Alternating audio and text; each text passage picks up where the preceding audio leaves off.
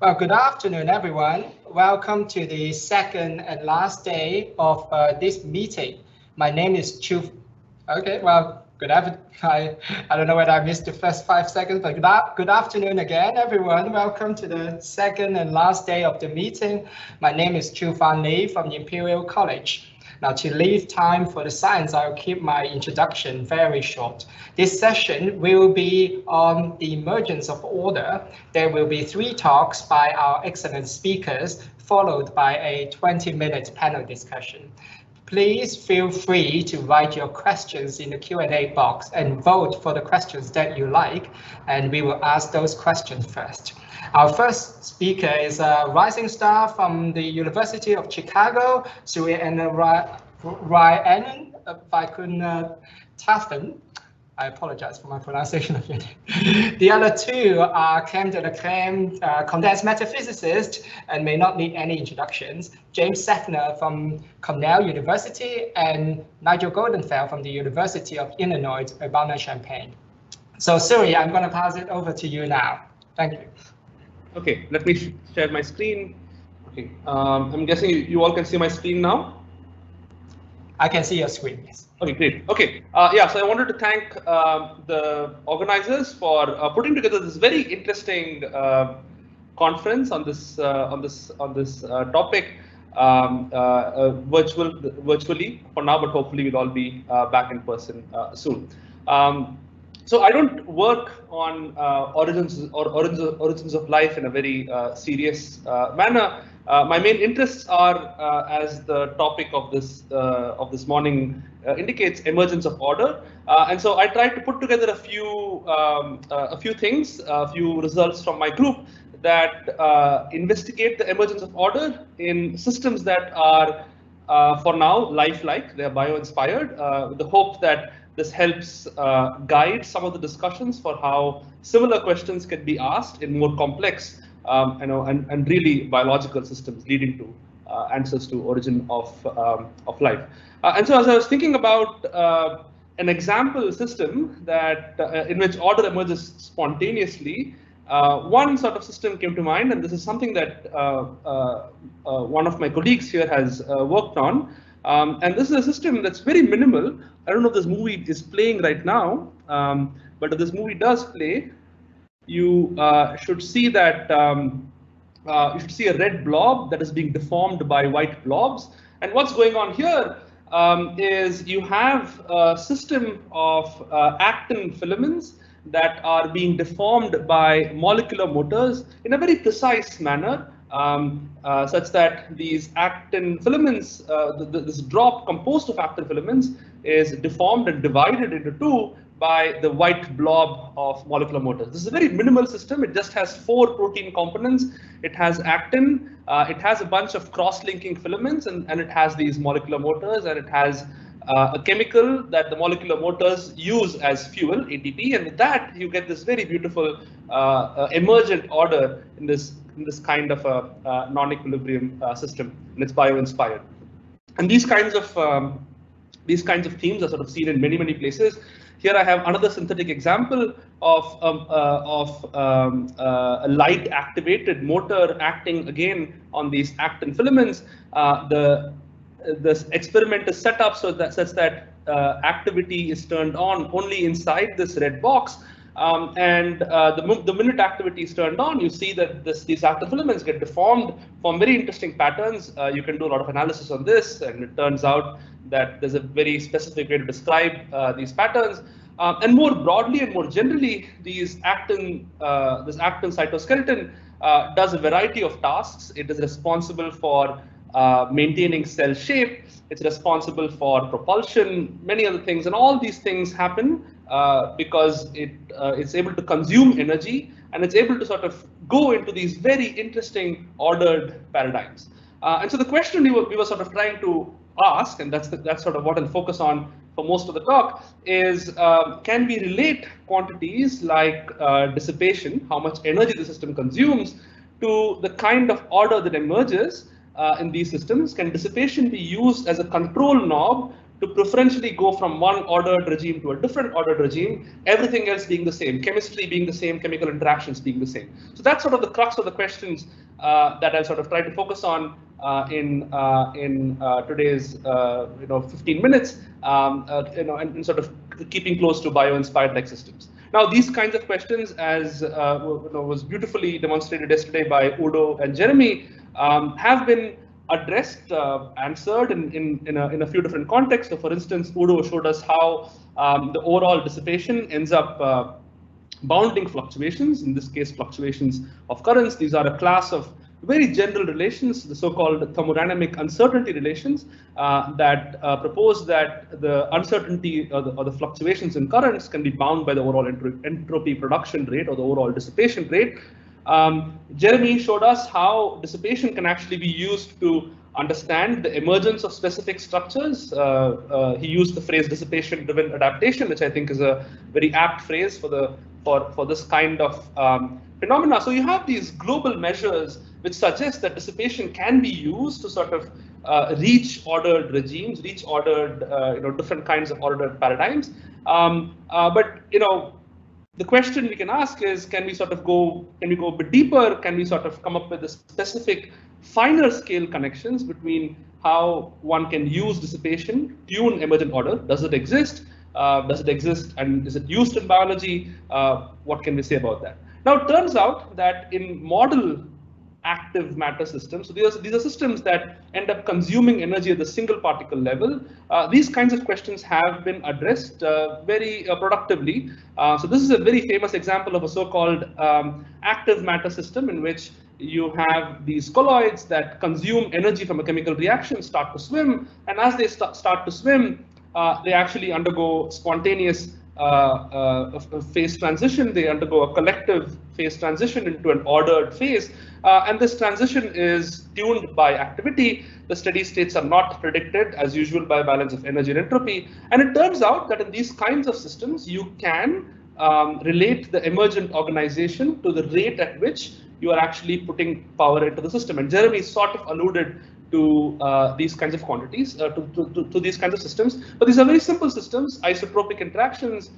There's no real biological element over here. And just to give you, an example of how this looks like in something concrete, let me sort of introduce an even more, minimal Ising-like model of an active matter system. This is the so-called Witschek model, which is composed of dipoles that, along with interacting with one another, also get propelled in the direction in which they point. So it's a very, very simple, minimal non-equilibrium model. And it turns out that if you sort of control the interactions between the dipoles, if you have very weak interactions, the dipoles swim around in whatever way they want. And as you increase the interactions, you can actually start to get them to swarm and move in a collective way. Okay, so you can go from here to here by tuning how strongly the dipoles talk to one another.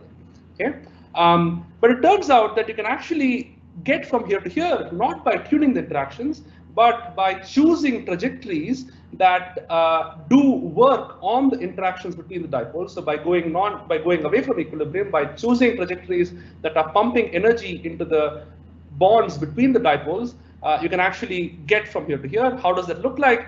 Well, it turns out that if you selectively sample trajectories that pump a certain amount of work into the interactions, and you do that by taking the native probability of sampling trajectories and enhancing it by a factor controlled by this number alpha that increases or decreases the amount of work the system absorbs. It turns out, and you can show this mathematically, that you can take a system that looks like this to a system that starts to swarm. And in fact, you can show mathematically for small alpha that the configurations formed here actually look like the configurations that would be formed with a modified interaction potential, which is your old interaction potential with a renormalization that depends on how much extra energy the system is actually pumping. Okay, so can similar kinds of connections be obtained between dissipation and emergent order in a biophysical system? So what I'll describe now is a series of computer experiments that my group and I have done that asks this question. It's not a complete thing, so I'll leave some open questions in the end, but I'll describe the series of computer experiments we have been doing that suggest that this might be possible in a biophysical cytoskeleton-like system. Okay. So this is our minimal sort of caricature of a cytoskeleton. We have actin filaments that are effectively rigid rod-like objects. We have molecular motors that can bind to the actin filaments, can walk along them. In the process, they burn energy, which we keep track of in some way. They can bind and unbind. If you take a bunch of these things and put them together, what happens is, due to the action of the molecular motors, you can get the actin filaments to form two characteristic kinds of structures in the regimes that we'll be interested in for this talk. One is an aster-like structure over here, where all the actin filaments are sort of arranged around a point, and another where you get actin filaments to form what look like bundles. These kinds of things are actually biologically seen. You see, indeed, that depending on how active motors are, you can get them to form actin into bundles or into aster-like configurations in different regimes. So if you draw a phase diagram of the system and you tune here the strength, the cross-link strength of the motor, you tune here the velocity with which the motor walks on the actin filaments, you actually get a very nice phase diagram where you can go from asters to bundles, and then there's a region here with no structure. In particular, if you focus on this green box over here, you see that as you decrease the cross-link rigidity, you can go from bundles to structures that look like asters. Okay, you can characterize these quantities in a computer simulation. So you see that as you keep lowering the cross-link rigidity, the asters keep going away, and what you end up seeing are bundles being formed, which are larger and larger. So the question we wanted to ask through computer simulations was, can you get the same kind of effect, not by tuning K, but by simply tuning the amount of energy the system is actually consuming? If you selectively sample trajectories in which the motor is going through more catalytic cycles, can you actually get it to cross this transition without actually tuning K? And so can we use dissipation to control emergent order? So in this case, the dissipation of the system is easily defined. It's the work done by the motors on the actin, or the work done by the actin on the motors. You can sort of define it in this way. And what we're going to do is we're going to do these computer experiments in which we access stochastic fluctuations that increase or decrease the effective number of catalytic cycles that the motor is going through, so the effective amount of energy the motor is consuming. And we're going to do that by controlling this parameter alpha. If alpha is very high and positive, the motor is being sort of forced to go through a lot of turnover. If alpha is large and negative, the motor doesn't want to do anything. It would rather unbind and do something else. So the question is, if you hold K fixed and you just tune alpha, can you actually show that there is a nice control parameter that the system can access by which it can stay fixed at a certain chemistry, at a certain set of interactions, but actually access a wide range of possible regimes without changing its chemistry, just by changing how much energy it actually consumes? How do we do these things? The computer simulations are actually done by what's called a cloning algorithm. We start off with many trajectories. You simulate them and you propagate them such that you only keep the trajectories that have the desired statistics, and in this way you can sort of generate in a computer simulation the kind of configurations that would do what we want, that would consume more or consume less energy. And if you actually look at this, it turns out that this idea ends up transferring and works out. So this is what I showed you before, where you tune the motor rigidity and you go from asters to bundles. You can get the same kinds of transitions, it turns out, if you just tune this one parameter, the amount of energy the motor is consuming. You can start off at a bundle-like configuration, go to asters if you tune alpha to positive values, and you can actually go the other way. You can go to more longer, well-defined bundles if you tune alpha to negative values. So this suggests that potentially one can access control laws like this just by tuning the net rate of dissipation and by keeping the chemistry the same. So can we sort of make this more quantitative? It turns out we can. So what we can look at is, you can look at something more detailed. You can look at the readout of the distribution of angles between motor filaments. And what I've plotted here is the distributions of angles for two different values of K, the motor rigidity, K3 and K2.8.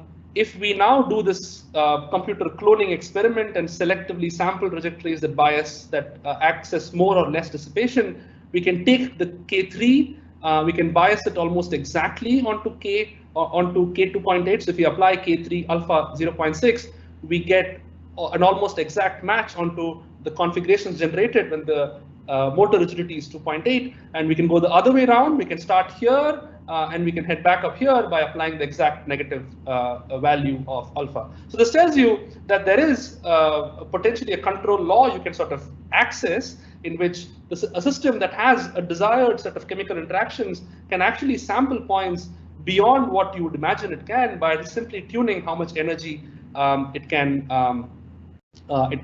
consume. We have an analytic theory for these kinds of things that works at this point very well for small alpha. So for small values of alpha, we can actually predict this. The dots are the theory and the lines are the simulation. So we're sort of building up towards this kind of a control law. If the full form is still an open question, and we're sort of trying to work that out. So I hope I've sort of convinced you in these very short 15 minutes that you can build on the kinds of ideas that Udo and Jeremy talked about and apply them to these kinds of biophysical systems and take a system to undergo a structural biophysical transformation, in this case from a bundle to an aster, not by tuning how strongly the components interact, or not by tuning the chemical makeup of the motor itself, but simply by tuning how rapidly a motor is able to consume energy. Okay, so this is something we've sort of just started off right now, but I hope this points to a lot of open questions. So for instance, we think that in synthetic systems of the sort that I showed you before, these kinds of connections are well understood, but applying them to more complex biological systems where non-equilibrium forcing is known to be important is still an important and interesting open question. So with that, I will end. All the work here was done by two very talented people in my group, Sasha and Yutsing. So I put up their photos here, acknowledge funding, and I'm happy to take any questions. Wow, fantastic. Thank you very much. So there are no questions yet on the Q&A box. I remind the speakers on the panel, please feel free to ask questions. Maybe I will kick off with the first question, Suri.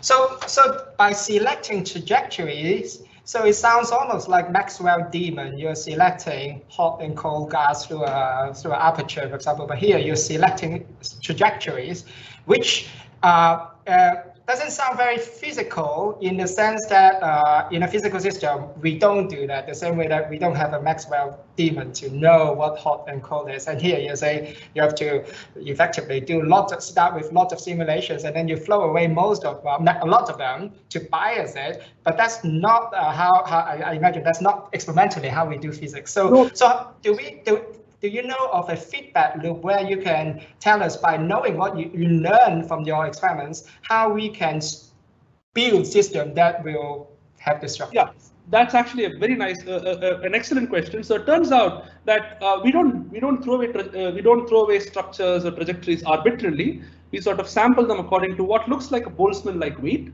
and what you can actually show is that, and there are very beautiful mathematical papers related to this from the group of Rob Jack and others, and you can sort of show that the trajectories you access in this manner are actually correspond to a very minimal physical way of accessing the same kind of dissipation. So imagine I come to you with this question: let's construct a protocol. Let's construct the simplest protocol with the most minimal moving parts that can get you the same kind of dissipation rate. It turns out that the trajectories you access in this manner actually will overlap really well with the trajectories you generate under such a physical protocol, and so there ends up being a physical correspondence. And what I did not explain actually here are the what these colors mean. These colors are actually the values of work that we computed without any biasing, and so it indeed looks like over here the work is very negative, in this convention that I have. The work here is very positive, and that's exactly what you end up sampling if you actually access these trajectories. So the average work sampled in these biased regimes ends up matching the actual values of work you see in these transitions. So there's real one-to-one correspondence, and it really looks like the motor is going through and it's sort of doing its cycles at a higher rate, and it's accessing these new kinds of configurations. But it's a very nice question. Well, thank you very much. There are some questions on the box now, but I think in the interest of time, maybe we can move on to James's talk, and then we'll go back to some of those questions at the panel meeting. Do vote on those questions so that we can pick out the sort of more interesting questions out of them. Okay, so James, please. I'm going to be, my job I see as is in this series on emergence is to try to explain how in very complicated biological signal transduction models in particular, you can see emergence. This is part of a very large program we've had for about 15 years where I've had lots of different talented graduate students and postdocs and colleagues and collaborated with them on a variety of systems from power systems to particle accelerators, all of which share a very strange behavior, which we call sloppy models, and we study it using information geometry. But what I'm going to focus on here is the original biological application, where we have a cell which senses its environment and chooses a behavior, and it's going to first I'll illustrate how the dependence of this cell behavior only on a few combinations of parameters in the very large space of parameters controlling its behavior is related to emergence in physics, where you have complicated microscopics, but diffusion equations and Ising models and things ending up having universal simple behavior. Then I will turn to a different way of looking at it, which is to think about it in terms of manifolds of possible behaviors. And by focusing on behavior space, I hope to convince you that emergence is in some sense connected to low-dimensional structures in the space of possible behaviors. And finally, I will turn to trying to find not only simple behavior that only has a low-dimensional structure, but comprehensible simple behavior by talking not about my own work, but about the work of Mark Transtrom's, in which he finds a systematic way of model reduction, perhaps forming an example of how one can extract useful information, useful simpler models, even in systems without any small parameters. So first, parameters. This is a biochemical system that a cancer biologist friend of our, colleague of ours, wrote down for us, and we then studied it in great detail. Notice that there are two different signals, and they have two different emergent behaviors, and there's a rather baroque, complicated structure of binding and phosphorylation and things communicating information from outside the membrane to inside the nucleus. And on the right, you see the differential equations my colleague wrote down, and you can see that there are many nonlinear differential equations with many unknown reaction constants. And there are 48 parameters, and I will show you that there are 63 experimental data points, and yet we see comprehensible behavior. And so the key is that you get the cell turns into a neuron-like structure if a particular chemical entering the nucleus continues to be at high concentration for a long time, and it forms and it reproduces. You get cell division if that same chemical peaks at about 10 minutes and then dies away. And when we began this problem, I was convinced that with 48 parameters and 63 data points, we'd never be able to make any predictions. And surely I was vindicated by the fact that we could get fits to all of the experimental data points with pretty good accuracy, less than double the error of the best fit, with an extremely large range of parameters. The best known parameter had an error bar of a factor of 50, so 5,000% error. And yet this same ensemble gave, this is not the behavior in the cell, this is the behavior that we predicted when we turned a drug on to knock out certain pathways. And we predicted it wouldn't change, and the prediction was correct, but the amazing thing is not that we could make a prediction, it's that the prediction we made had 20% fluctuations while the parameters are varying by a factor of 50 or 500,000. The reason we decided that this was possible was that there was a wide variety of eigenvalues of the chi-squared at the best fit. That is to say, there are some directions in parameter space, not particular parameters, but combinations of parameters, for which the behavior varied rapidly, and other combinations of parameters that very sneakily compensated for one another and that led to very little change. And this schematic contour plot with stiff and sloppy directions, you should recognize there's a factor of 10 to the third difference in the axes, meaning that the sloppy directions are much, much less well-constrained than the stiff directions.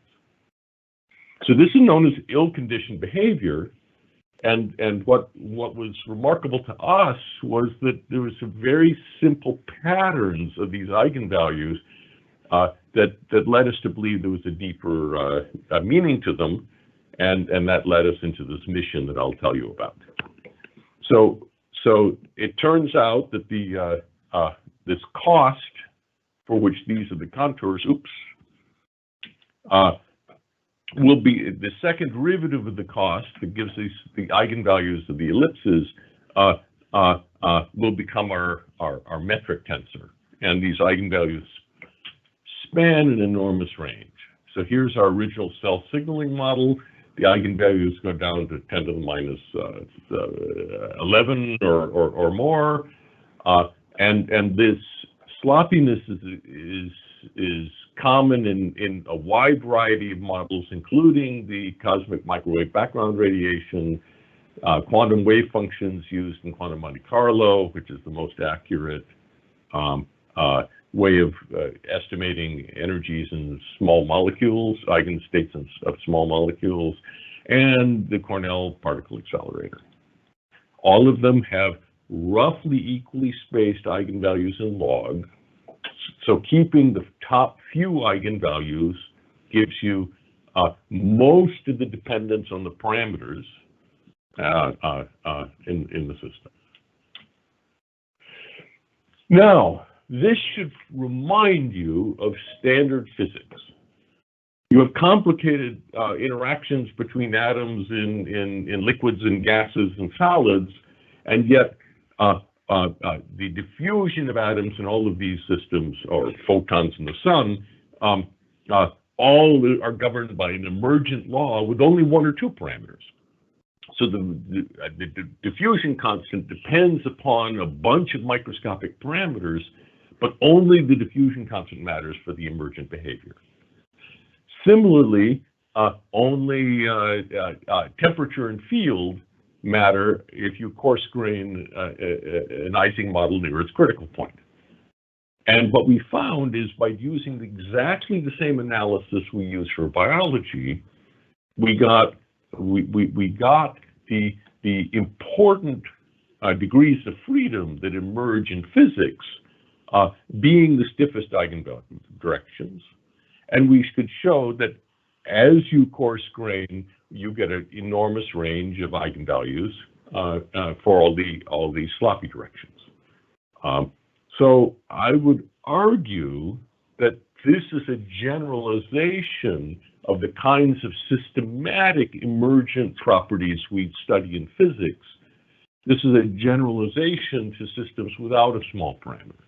There are no separation of length scales, separation of time scales, or proximity to critical points in systems biology, but yet systems biology shows simple behavior. So we didn't understand why we had this hierarchy of eigenvalues, and I'm going to tell you that we made a lot of progress on that using differential geometry. And that will also lead us to an important new development. So what is this differential geometry? Well, parameter space is Rn. It's but the space of behaviors, if you have 63 data points, the predicted behaviors as you sweep through parameter space forms a manifold. In the case we're studying, a 48-dimensional manifold in a 63-dimensional space, some curved surface, for which at every point in parameter space leads to a predicted behavior in data space. Here I'm giving you a 2-dimensional model, so I can draw it in a 3-dimensional space. And the 2-dimensional model is just a sum of 2 exponentials. And I want to say a few things about it. One is that this is the manifold of model predictions, and the parameters of the coordinates.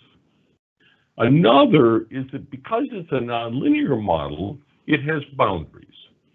When theta 1 or theta 2 is 0, you get a finite curve in prediction space, which is a model that goes from 1 at low short times to from 2 at short times to 1 at long times. When one of the parameters is infinity, it drops abruptly to 1 and then decays. And then when the parameters are equal, that's a third boundary. These boundaries are simpler models that will be crucial to our emergence at the end. The metric tensor is given by the distance between points on this manifold in behavior space. This is also known as the Fisher information metric, and it's just inherited from the Euclidean metric in behavior space, the same metric that you may use to find the least squares fit. And finally, I'm going to point out that when you take a measurement, you slice this manifold. So if I take a measurement at a point time t2, I will get a lower dimensional manifold given that slice. The model manifold turns out to have its interesting geometrical structure, which we call the hyperribbon. And I can go in great detail about this. We have rigorous results. It results from continuity, some analyticity of the model behavior as you change the experimental controls. But the geometry is the thing that I think is most interesting here. This hyperribbon, we call it a hyperribbon in analogy to hypercubes and hyperspheres. It's an object that's longer than it is wide and wider than it is thick, and so on. The thick directions, the long direction, is traversed by stiff parameters. The stiff parameters have tight ranges to fit the experimental data, but that's because the behavior changes so rapidly as you move around them. And the thin directions in the model manifold are the sloppy directions that because the behavior changes so little as you move them a little bit, you can move them all the way to infinity and still have a small range of behaviors. So and in fact, if you move along geodesics, along the different eigenvectors corresponding to the stiff and sloppy eigenvalues, you get a hierarchy of widths for the model manifold that matches beautifully the square root of the hierarchy of eigenvalues.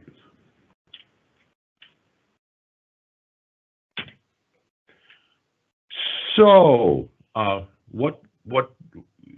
my final job is to try to explain to you how the structure and the boundaries of the model manifold not only explain why you have simple behavior, you have something that doesn't depend on all the different parameters independently, but only on a few combinations of parameters.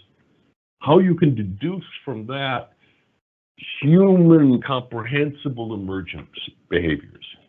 And this is work of Mark Transtrom, not me. And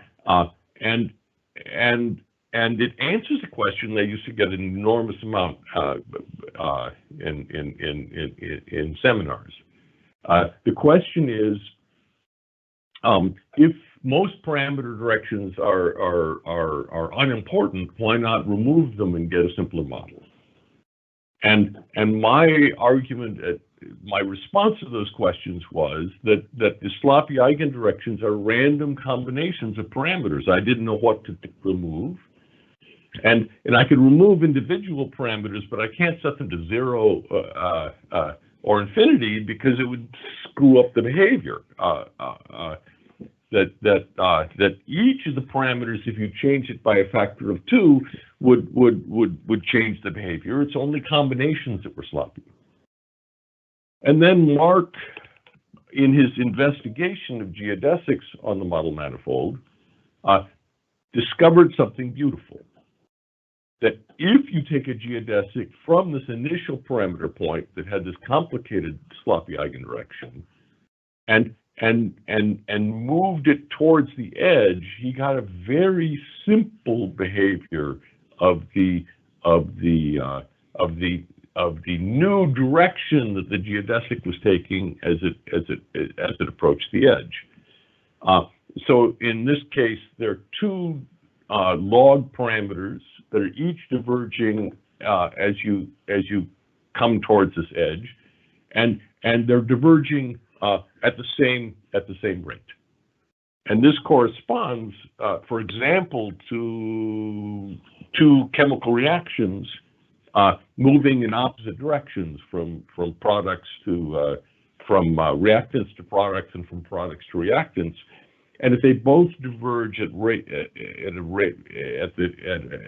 a pair of rates whose ratio goes to a constant as you hit the boundary, that corresponds to just locally equilibrating that, and you can remove one parameter. And so Transtrom used this procedure to systematically simplify his model, or our original model. So here's the original model, and you notice that it's hard to look at this model and trace out what's important. Our cancer biologist had this inspiring vision, which I'll show you in just a moment. But it really took a lot of wisdom and experience to be able to think about all of these reactions, each of which is probably a PhD thesis, and see the logical structure that was happening. We had this bewildering variety of nonlinear differential equations, and we had this very large range of eigenvalues. And this is what happened when Mark Transtrom repeated this pruning 36 times. We have this very flexible code that runs. A couple more minutes, James. Sorry to interrupt. A couple more minutes. Yeah, thank you. Yep. So we went from 48 parameters and 29 differential equations to 6 differential equations with 12 parameters. We have We have a much simpler diagram. Here you can see that EGF receptor triggers a single pathway with one negative feedback loop, and that causes the behavior to drop off. The NGF pathway has a supplemental boost that keeps the rate up, and the effective parameters, the sloppiness is almost completely gone, and the effective parameters are explicit functions. So this is not a black box. This is some kind of black box in which you know the relationship between the model parameters used to fit the data and the microscopic model parameters that you would have used to fit the data with the original model. So I think there are a lot of big questions here that we have thought about. We've thought about the idea that the sloppy directions may be related to evolutionary neutral spaces. The fact that there are stiff directions is related to evolvability. That some of the evidence of what is called robustness may really just be sloppiness. We think there may be deep relations to principal component analysis. We'd like to understand whether this is related to how machine learning works. And by and large, since this is not restricted to biology, but happens in almost every multi-parameter system, it may be deeply related to why we can do engineering and economics and modeling of things. More is different in different fields is not because they all are like physics and you can derive the behavior from microscopics. It's because they're sloppy. Thank you very much. Oh, thank you very much for the beautiful and all-encompassing talk. Now, in the interest of time, I think we should move straight to Nigel's talk, and obviously we'll come back to the questions for James later at the panel discussion. So Nigel, are you ready? Yep. Okay, please go ahead. Do you see my screen? Yes, we do. Oh, okay. Can you go full screen mode, please? Yeah. Don't know why I We've got it. Okay, thank you. Great. I look forward to talking with Jim in the question period. That was a fascinating talk. Thank you very much. The origin and emergence of life is a physics problem, the mother of all phase transitions, if you will. It's physics, not chemistry or biology, because it occurs before we have recognizable biology by definition. So what I want to do in my 15 minutes is give you an infomercial about several different topics. Excuse me, let's go back. Several different topics related to the origin and emergence of life. I want to talk very briefly about old work that we did that ended up with this sort of picture of the evolution of life with the usual tree of life over here, but a network phase of life early on. Then I want to talk about a little bit about the origin of open-ended growth of complexity. And then I want to talk about some new work where we've discovered some characteristic features of evolutionary trees and a surprising connection that we uncovered. And then I want to talk at the end about why it matters to try to understand biological systems in the same way that we understand physical systems, primarily that we can understand why things, not only how things are, how things occur, but and how to make a model, but even what are the minimal ingredients for these models and why it matters to do that. So let's start off with Carl Woese sitting in characteristic pose in his office, November the 3rd, 1977. Carl Woese had just discovered, as the New York Times put it, a form of life that predates higher organisms. this is what today would be called fake news. It's not quite true that it predates higher organisms, but he and his colleagues had discovered the third domain of life. And the third domain of life, well, we know about bacteria, we know about eukaryotes, and what Woese had discovered was this third branch of life, the archaea, and the archaea have an evolutionary history that is as different from bacteria as your evolutionary history. And so this was a big thing, and it was the start of genomics, the start of what eventually became 16S ribosomal RNA sequencing.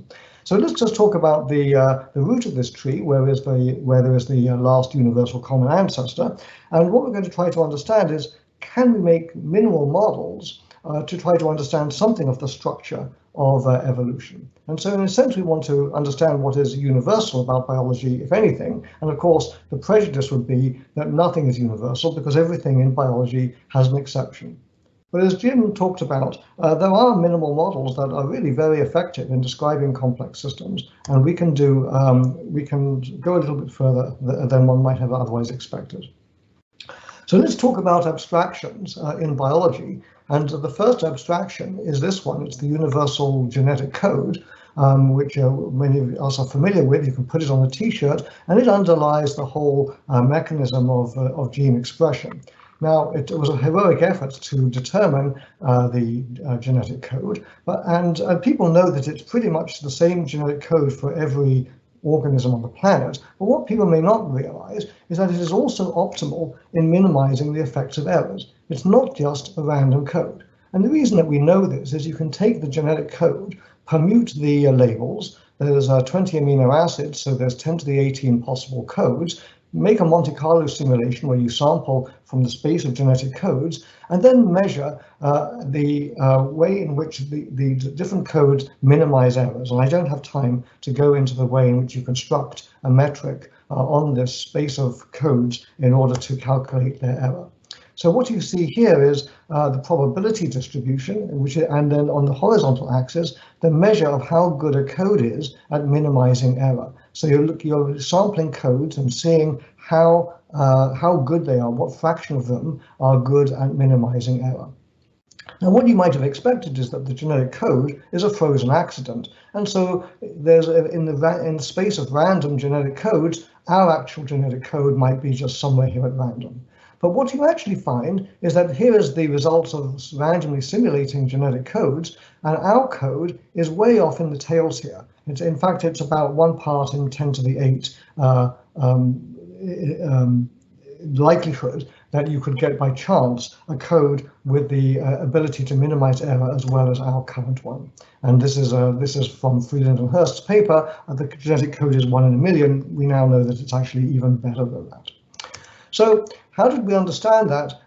We wrote a model of how genetic codes can evolve, and that's really quite non-trivial, and I don't have time to go into the details. But what we discovered was this: if you take a measure of how good a genetic code is at minimizing error as a function of time, and then do simulations of the evolution of the code, what you find is that if you just have tree-like or vertical evolution, you follow the trajectories shown in red, and what you end up with is no unique genetic code at long time, and a genetic code that is indistinguishable from random codes in terms of its code quality. On the other hand, if you allow a collective effect, horizontal gene transfer, the transfer between organisms of core cellular function horizontally transferred in the same way that antibiotic resistance is today transmitted, then you find you get a unique code that is optimal. And so horizontal gene transfer, this collective effect, leads to optimality. Now, it is the fact that we define species functionally in biology by looking at the evolutionary history of 16S or 18S ribosomal RNA genes. But if these genes are being transferred horizontally, or the earlier versions during evolution, then what that means is that you don't actually have a tree-like structure at all. And what that means then is that you have a network of life.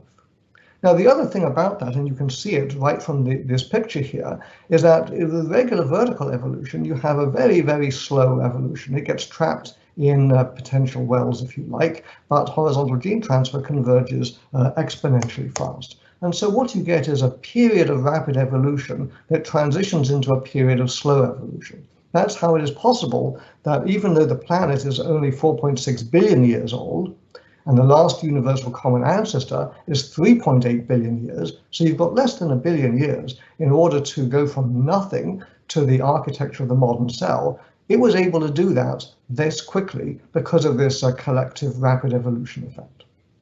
So this is an inexorable transition, and I don't have time to go into how we know that. You can look at the paper here, a collective network phase of life, which then transitions into vertical evolution. Now, the phylogenetic trees in the later stages of life are what you might call the Feynman diagrams of evolution.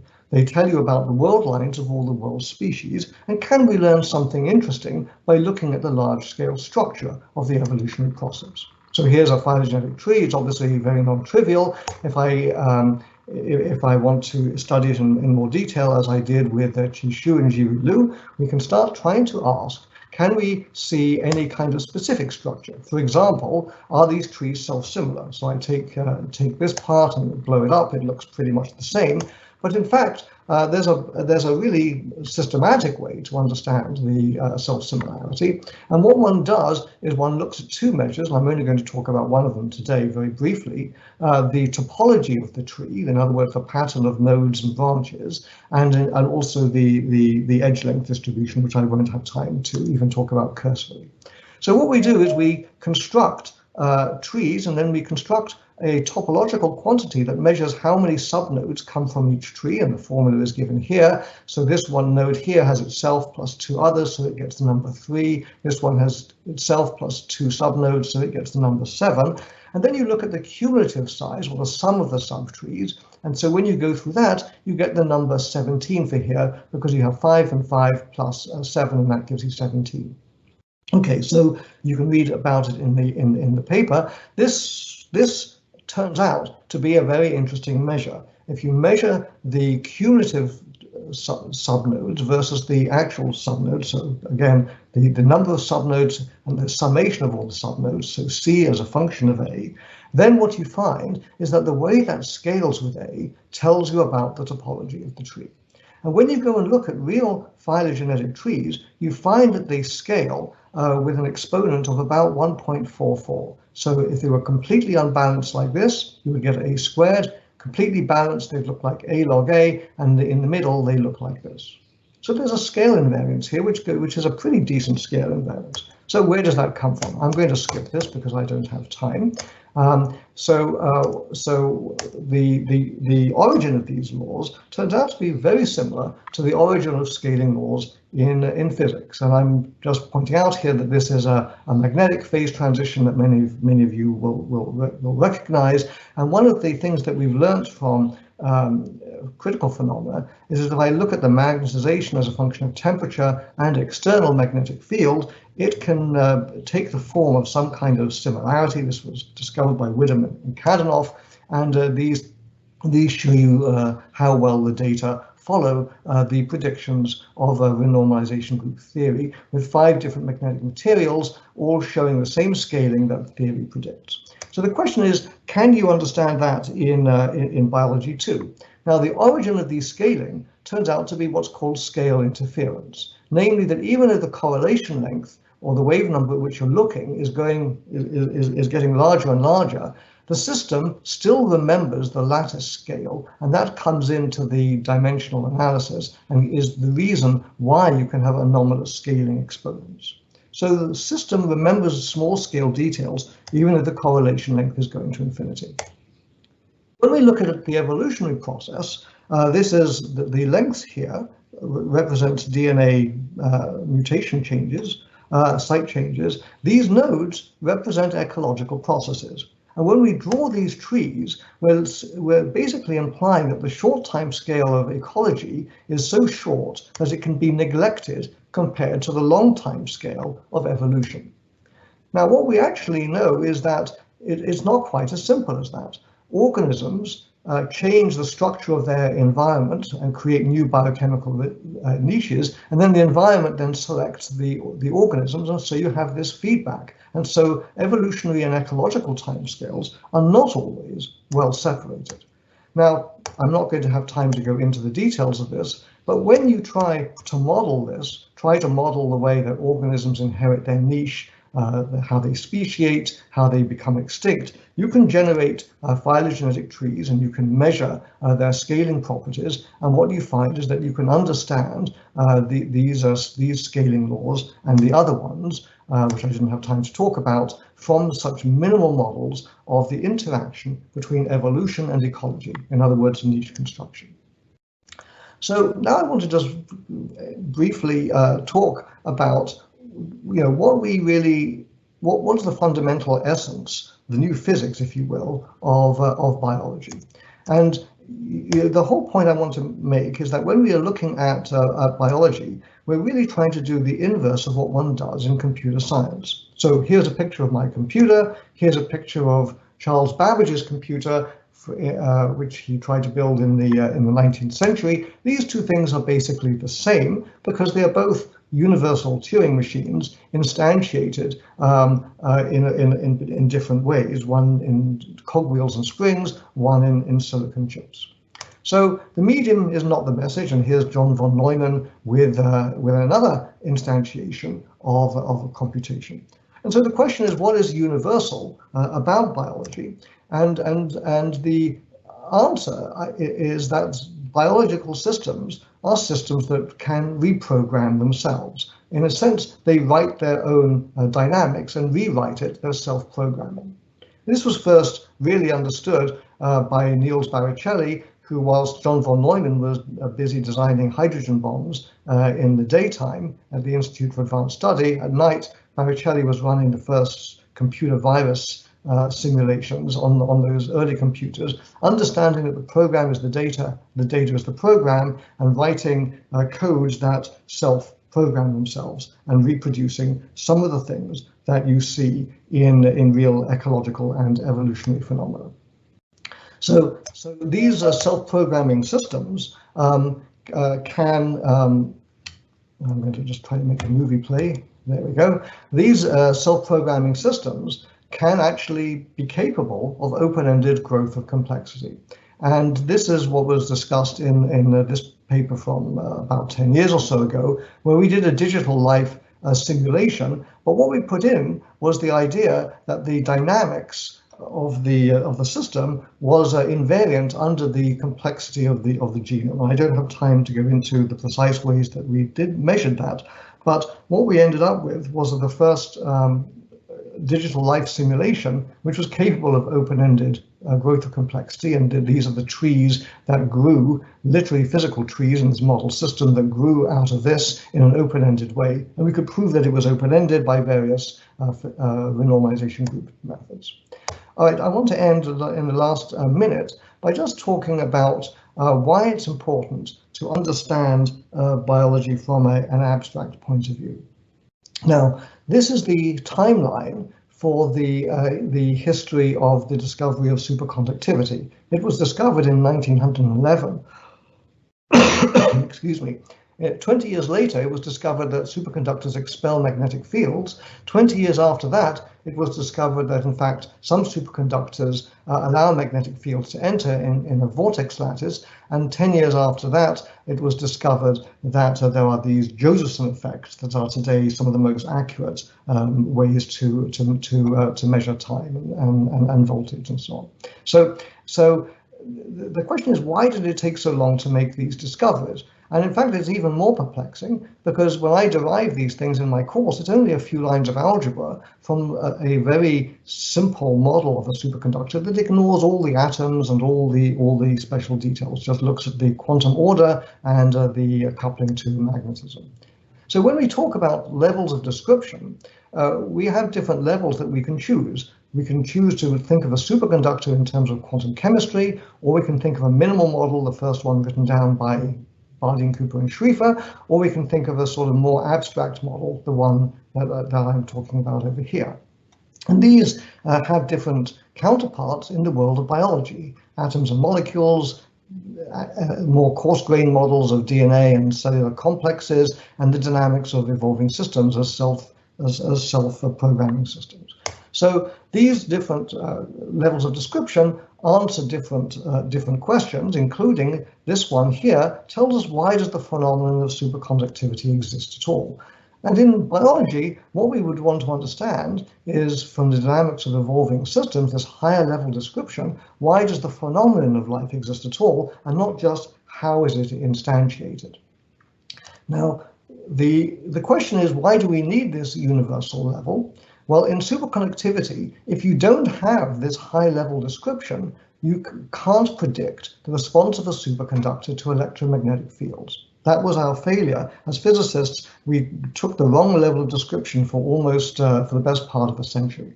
So by regarding superconductors as a collection of atoms, we missed the emergent laws that act at the system scale and govern the large-scale response to EM fields, and now we know how to solve this problem.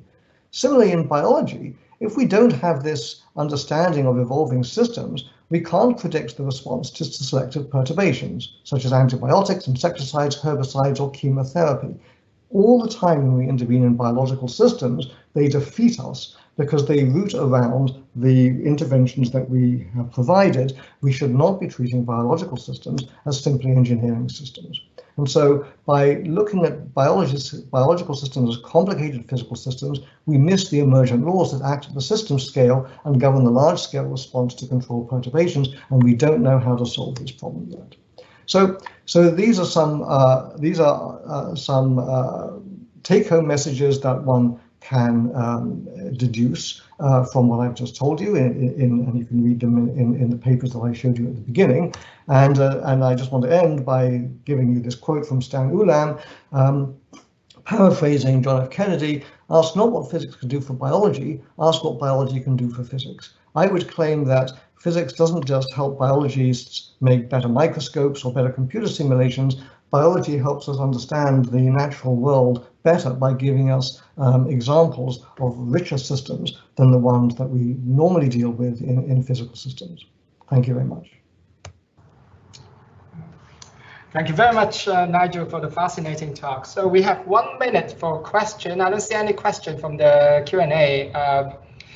Robert, please. I could ask something. Thank you, Nigel. Fantastic talk. And you touched on a lot of important topics. So I wanted to come back to your phylogenetic trees, and maybe you discussed this. I think there was quickly a slide where you compared the scaling behavior in different types of networks. And I just wanted to ask you again to explain, what is special then about these phylogenetic trees you find in evolution? Is there anything? The special thing is that there is a feedback between the ecological processes that give rise to speciation, which you generally ignore. When you talk about evolution, you just say, well, there's a speciation event, bang, it happens, and there's a branch of a tree. But in fact, there's a feedback between these things. And that feedback turns out to generate, is the only way we know, to generate trees that have the scaling laws that we see in real phylogenetic trees. So you could put it in by hand, just say I'm going to just put in some long-range memory, some scale interference by hand, but the physical origin of it, as far as I can see, is this sort of is scale interference between what's happening in the ecological processes and what's happening at the evolutionary ones. And in our paper, we do a whole bunch of scaling analyses and to show that is the origin of these anomalous scaling laws in real observed phylogenetic trees. Mm-hmm. Okay. Does that answer your question? Yeah. So with feedback, you mean it's, let's say, memory, for instance. Is it right? But if I can show the slide again, can I show it? The model. I didn't have time to explain the model. It's impossible in such a talk. Did you see my screen? Not yet. Okay, now you see it, right? Yep. Yeah. So the model that we built is a model that has a feedback between the speciation and the ecological niches. And it's a natural feedback. It says things such as, well, when you have an extinction event that creates many niches that can now provide a good opportunity for speciation to occur, there's many niches available for organisms to colonize and so on. So you can go through the paper and see it in detail. This is the model, and it's how you analyze it and show that it gives rise to these scaling laws is not trivial, but it's explained in our paper. It's quite technical. Okay, yeah, it was good to get a flavor of that. Yeah, thank you. Yeah, that's all you can do in 15 minutes. I have sorry. Yeah, I think we can start our discussion panel now, and I remind all speakers can contribute. And Suri, please. Oh, so Nigel, amazing talk. So you had this very nice observation on how the screen went blank. Can you still hear me? Yep, I can hear you. Oh, yep. You had this very nice observation on how the genetic code evolved. It's a very naive question. I'm wondering if that evolution has any kind of similarities to protein folding like dynamics. No. No. Okay. Not really. The evolution of the genetic code arose through horizontal gene transfer. At least that's the only way we know to be able to account for its speed, its uniqueness, and its optimality. And there's evidence for that. If you look at the X-ray, the high-resolution X-ray positions of the structures of the ribosomal proteins and RNA. That was done by Lauren Williams at Georgia Tech about 10 years or so ago.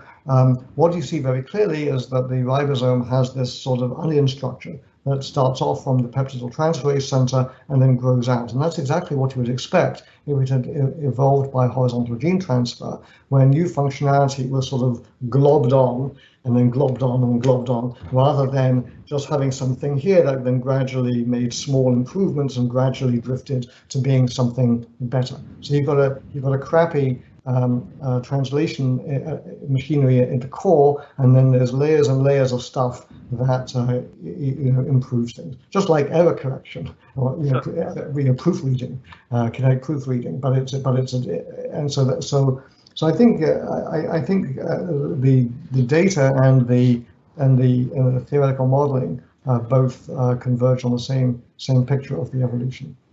Okay, thanks. Can I ask a follow-up on that? Yeah, sure. I will. So I'm familiar with the original, 1 in a million, our error minimization work. Yeah. I haven't read your 2007 or 2008 paper. Now I got to go read it. It seems, but it blows my mind in the sense that one of the things that we know about the modern genetic code is it's the most invariant thing in all of evolutionary biology, right? It's the only thing that hasn't significantly changed in billions of years, other than a few minor tweaks, mostly in mitochondria and chloroplasts, where they're buffered from the consequences of variation of a cell. Yeah. So essentially, if you have a regime where horizontal gene transfer is moving around pieces of the code, you have to have a really different biology. You have to have an extraordinarily robust biology that is. Yes, I think it's actually floppy. How does that work? I mean, Jim might call it sloppy. I call it floppy. So think about it like this. The analogy I like to use is this: suppose you consider the early automobiles, and you consider them compared to, say, a modern car. So let's suppose I've got a Toyota Camry or something, and I'm visiting your house, and something goes wrong, and I want to change the wheel, have a new screw or something. Well, I can't take a piece out of your Ford Escort or whatever and put it into my Toyota Camry, because they just are completely incompatible, and they have different software systems and everything like that. On the other hand, if I was going around to your house in the 1890s in my rather crappy car, which can only go like 20 miles an hour, and something happens to it, I can just take the wheel off your bicycle and just screw it onto my car and it will still work. So basically, think of early life as being very core is very floppy. You have lots of endosymbiosis and things like this, and so parts can easily be interchanged. They don't work very well. They're not highly optimized, but because they're really crappy, you can swap things around. And then gradually, as they become more and more refined and less tolerant of ambiguity, to produce higher fidelity, translation and replication and so on and so forth, then they become less transferable, and so you sort of automatically freeze out horizontal gene transfer of at least of coarse cellular machinery into a regime of vertical evolution. Of course, you still have horizontal gene transfer today, but it doesn't affect anything fundamental to the cellular architecture. Just some genes like antibiotic resistance genes or things like this, but not the core architecture of cells. Mm-hmm. So yeah, please do go and read my paper from this infomercial. So I don't know whether I was muted earlier, but so panel discussion has started, so I invite all speakers to participate. And so I know Nigel said he would like to comment on Jim's talk earlier. So would you like to do so now? Oh yeah, what did I want to ask? Oh yeah, I thought your talk was really great. I've heard these talks that you've been giving ever since the very first ones 15 years ago or whenever. I wanted to. What did I want to ask you? Let me look at my notes here. I wanted to understand the boundary stuff that you and Mark Transtrom did. I still haven't quite had time to think about that from an RG perspective, because there's you kind of presented it in two ways. One is that if you just choose you've got a whole space of different possible models, and so you can say, well, which one is the best minimal model? So I just choose the boundary one, and that turns out to be simpler. Like for the Baliusov-Slobodinsky reaction, originally you had 40 different components or something like that, and people eventually realized you can get it down to 7 and still make the reaction work. So it's kind of like that. But then the other way of thinking about it is that actually the systems have kind of chosen to sit.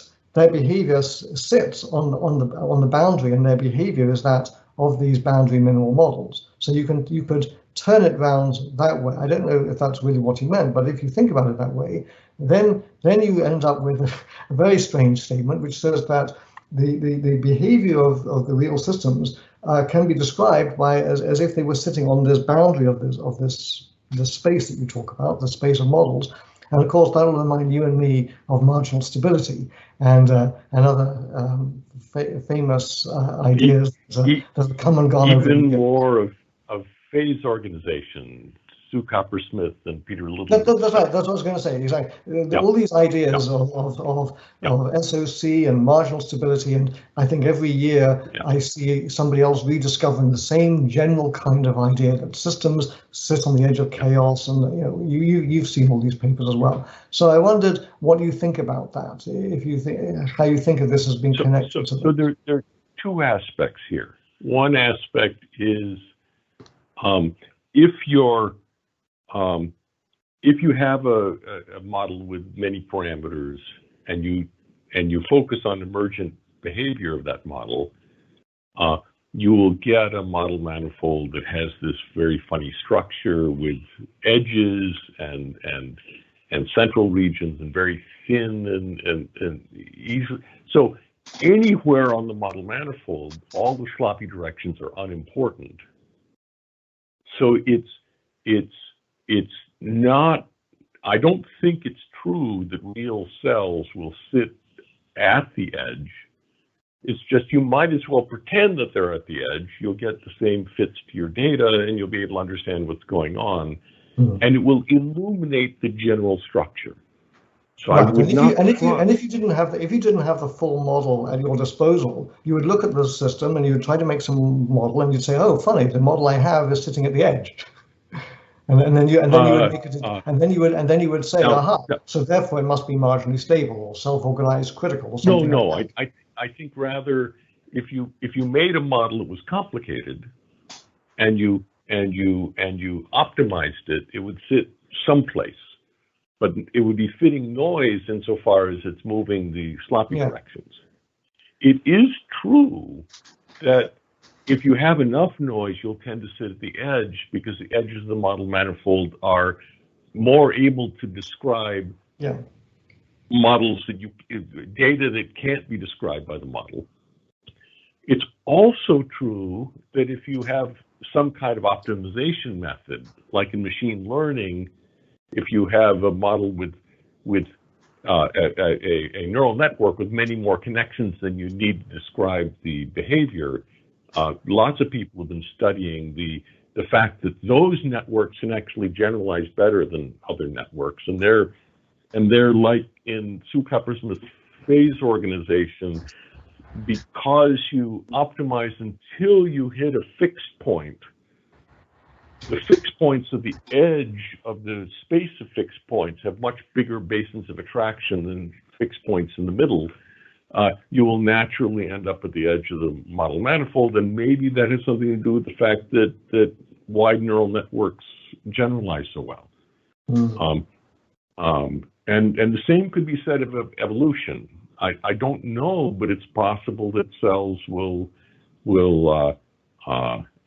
organisms will organize at the edges. My guess is that the neutral spaces, the sloppy directions, are places where you can freely drift, and that most species won't be sitting at the edges of the model manifold, and that it's more of a statement of emergence in the same sense that all diffusion, all models with exhibiting diffusion equation behavior at long length scales, there's no particular reason why their microscopic hopping rates sit at some edge of the possible behaviors.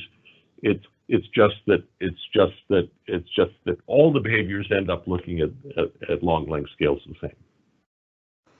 I mean, yeah, I think we just basically try to answer essentially one of the questions from the chat here. So there was a question about is sloppiness itself an evolved property, and maybe James, you just answered that there's some possibility to neutrally drift.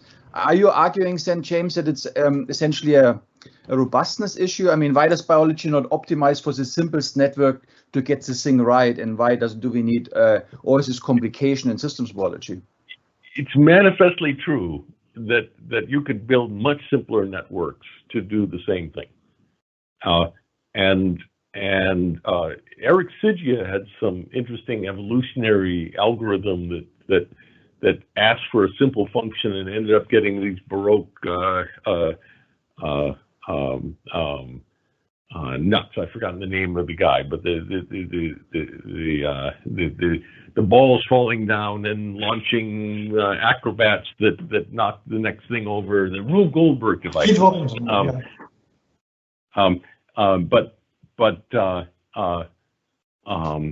What I think our job is to look for mechanisms that allow one to humans to understand the world, and suddenly Mark Transtrom, not me, but Mark Transtrom came up with this wonderful scheme that allows us to take networks that are becoming more and more bewildering, and if you have the patience, you can actually come up with something that encapsulates somehow the strategy that the cell is using to communicate internally or to perform functions in a clever way. Yeah. So maybe we should bring in some questions from the audience as well. There are quite a few. So I'm reading the highest voted question. I think that's for Suri. Do you think it would be possible to train with some machine learning techniques, models like cellular automata, according to some dissipation laws, to build systems with desired structures? Yeah, so in principle, yes. So, effectively, when we do this sort of weird, computer experiment, we are sampling some realizable driving protocol that just ends up being difficult to describe. But so it's sort of it's imaginable then that a machine learning algorithm can sort of pick this thing. So if you ask a machine learning algorithm to pick a protocol that gets you to a desired structure, what it will also probably do is it will end up optimizing or constraining how much work is required to obtain those desired structures, and that's sort of what our results point to in this direction. Does that answer your question roughly? So, yeah, I think so. There's a related question actually. So the question Chiu Fan just read was about machine learning techniques. There's another one which was highly rated about a more general theory, like a variational principle or some optimization rule, which would explain the ability of living matter to explore the dissipative rates and to produce some order. I guess the first one was more about machine learning, here more about a physical theory. I guess maximum entropy reduction or something like that, or? No, I hesitate to say that. Yeah, so the short answer, I don't know. I actually think that the kind of things that James talked about the broad biological rules having enough sloppy, or what Nigel said, floppy, those kinds of constraints are actually very important, and within those constraints the system can find what it wants to find. In this particular context, or in the limited context that I talked about, it looks like if there is the option of tuning a parameter that's physically accessible, in this case it relates to how rapidly a motor walks on actin, then you can realize or sample the configurations around the set of configurations the system is setting in. So that's sort of the extent to which I'm comfortable making a statement so far. Broader open questions about whether you can have an optimal control like theory, what are the thermodynamic implications. I don't have a concrete answer at this point, and it's something I'm still thinking about, or something that needs to be thought about. Okay, great. I was puzzled by your talk and tried to figure out what the overall message was, and I thought, am I paraphrasing it right, that you're identifying in the complicated microscopics that you could have, the control parameter that guides the emergent behavior can be measured to be the dissipation rate? Yes. It's not so much that you have a practical way of an experimentalist tuning the dissipation rate without changing anything else. They can't do that. Yeah, not yet.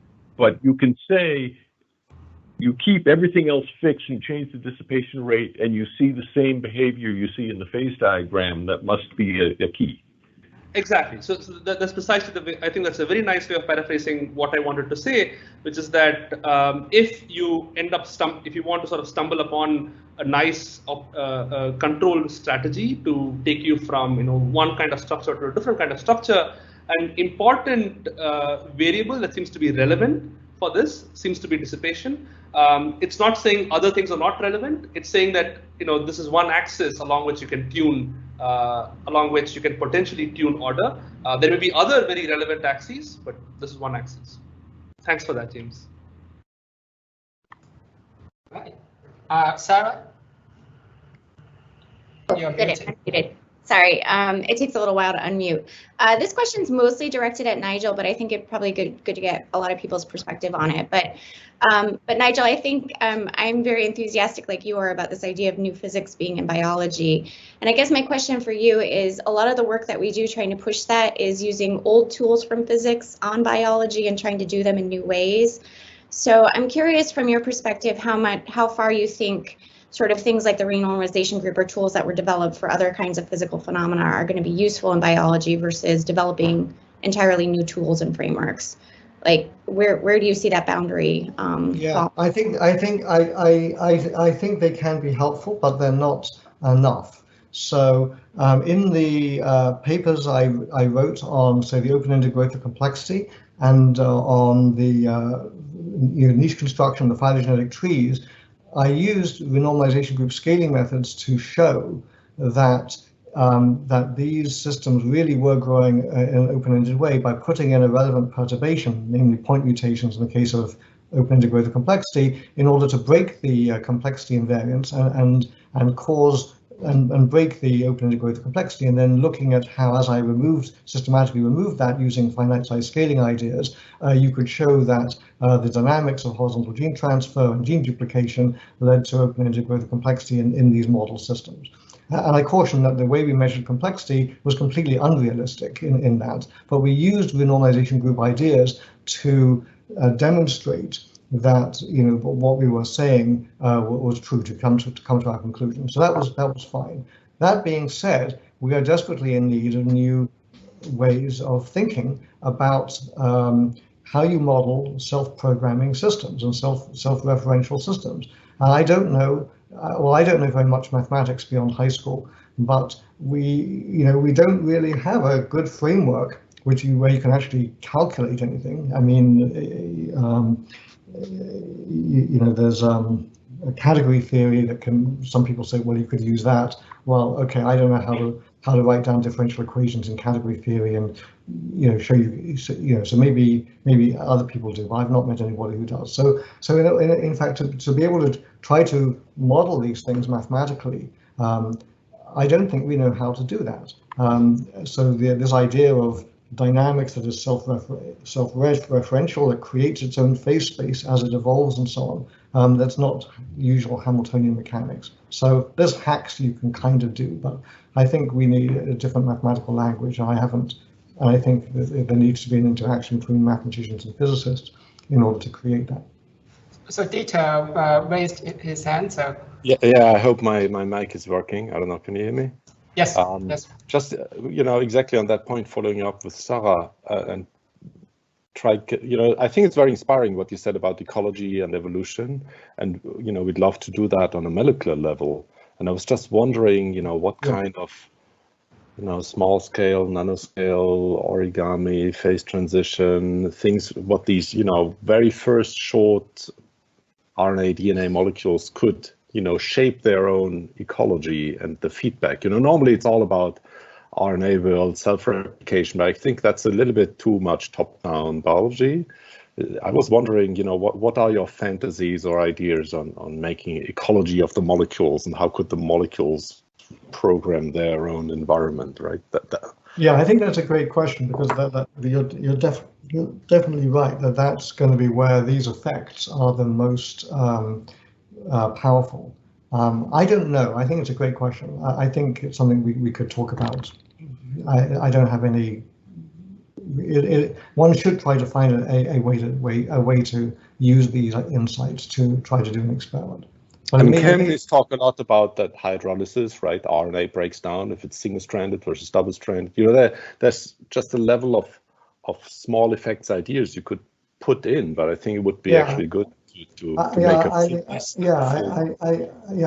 I don't know. I mean, when you're talking about lab experiments, there's another one I want to bring up that maybe Jim doesn't know about. This is the Spiegelman monster experiment. Do you know about the Spiegelman's monster? It was the first experiment. Well, you should look it up. I think it's got a Wikipedia page even. It was the first experiment in synthetic biology. It was done right here at the University of Illinois at Urbana-Champaign, and basically it was a stripped down virus where basically it was evolved under selection pressure to sort of streamline itself, and it streamlined itself massively, got rid of all the sloppy degrees of freedom and everything, and still was able to function. This is, I think, the virus is called Q-beta replicase if you care. But I mean, what he showed was you can make this fantastically efficient self-replicator by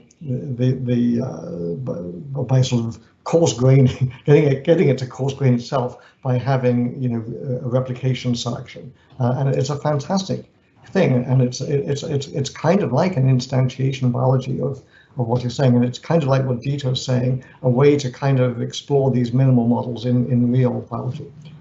Actually, if I could just go on for another 30 seconds, there's another instantiation of sloppy models that I think might be interesting, Jim, and so this is shooting myself in the foot. I'll tell you what I'm thinking about at the moment, which is a phenomenon in microbial communities known as functional redundancy. So this all happens if I take a methanogenic bioreactor, measure how much methane it produces. It just sits there for 3 years, produces the same amount of methane every minute, and you think everything is fine, it's just in a stable state. And if I went and did some metagenomic survey of it and drew the pie chart of all the organisms that are in there, that would be invariant under time. But when you actually go and do the experiment, you find that the organisms are completely fluctuating. The number of firmicutes and so on is fluctuating like crazy. The number of the others is fluctuating, and yet the metabolic output never shifts a bit. And so what's happening is you have functional the functional behavior is taxonomically independent despite these huge fluctuations. And what's happening? What has to be happening is that you've got some kind of emergent metabolism.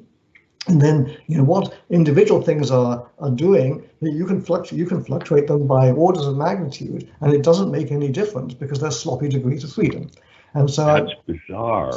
So yeah, and it happens. It's not just in a bioreactor; it happens in the ocean microbiome as well. It's a very generic phenomenon of microbial communities. So I'm trying to think about the connection between understanding that phenomenon in detail and the sort of ideas that you brought to the fore with the sloppy models. But it's a very interesting connection, in the sense that biology itself can be taking advantage of these things. Yeah. So it's been super interesting. I hate to interrupt, but I think in the interest of time and respecting the schedule, I will close this panel discussion. I apologize to the public questions that we didn't get to go to. So shall we say we break for 5 minutes, something like that, and then the fourth session will begin. So we will reconvene at what? Shall we? Okay. So 5 minutes later. Yes, thank you again to all the speakers. Fantastic discussion, fantastic talks, yeah.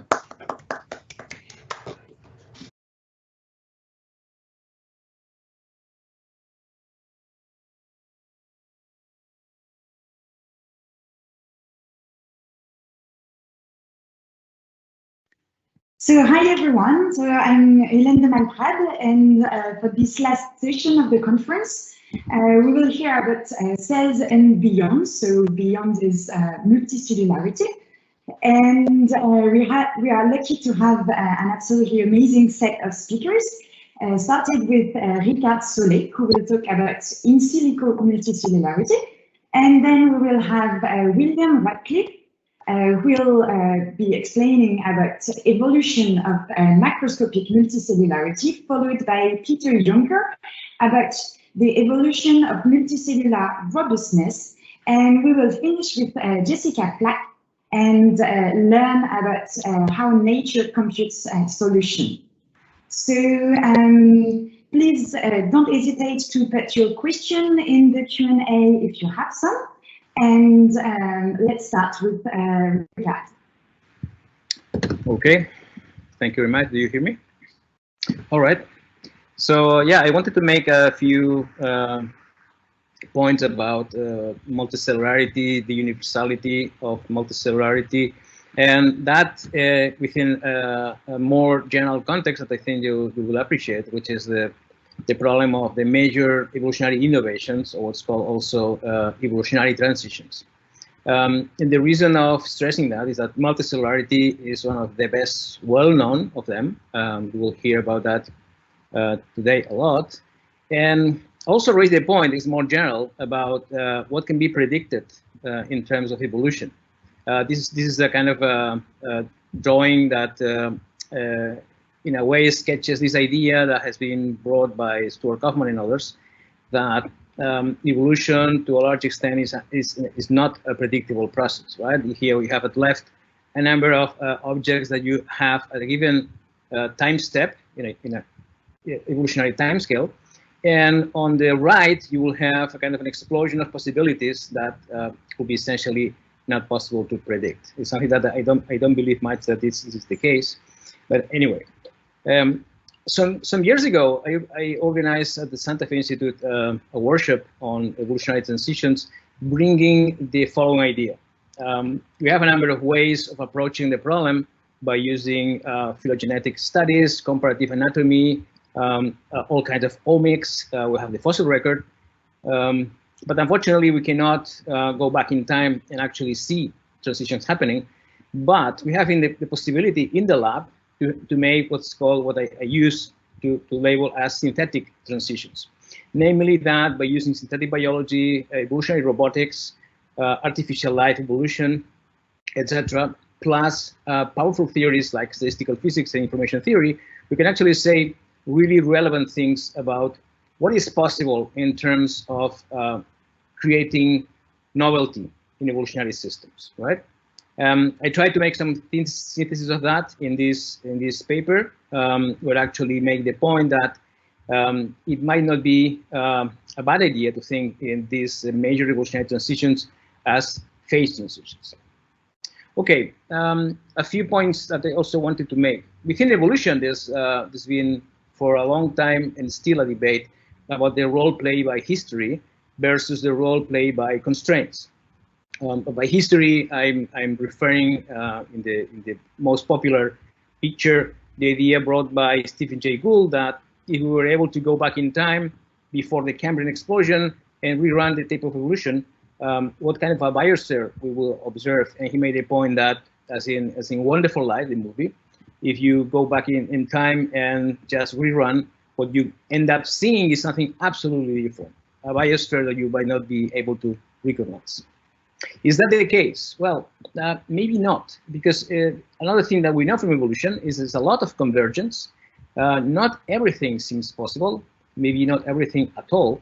The guy in the bottom right is Peralberg, an evolutionary biologist who made the point that actually, even if you look at monsters, at teratologies, not everything is possible, which is interesting to think about, because teratologies are not things that are going to be under the pressure of evolution and by selection.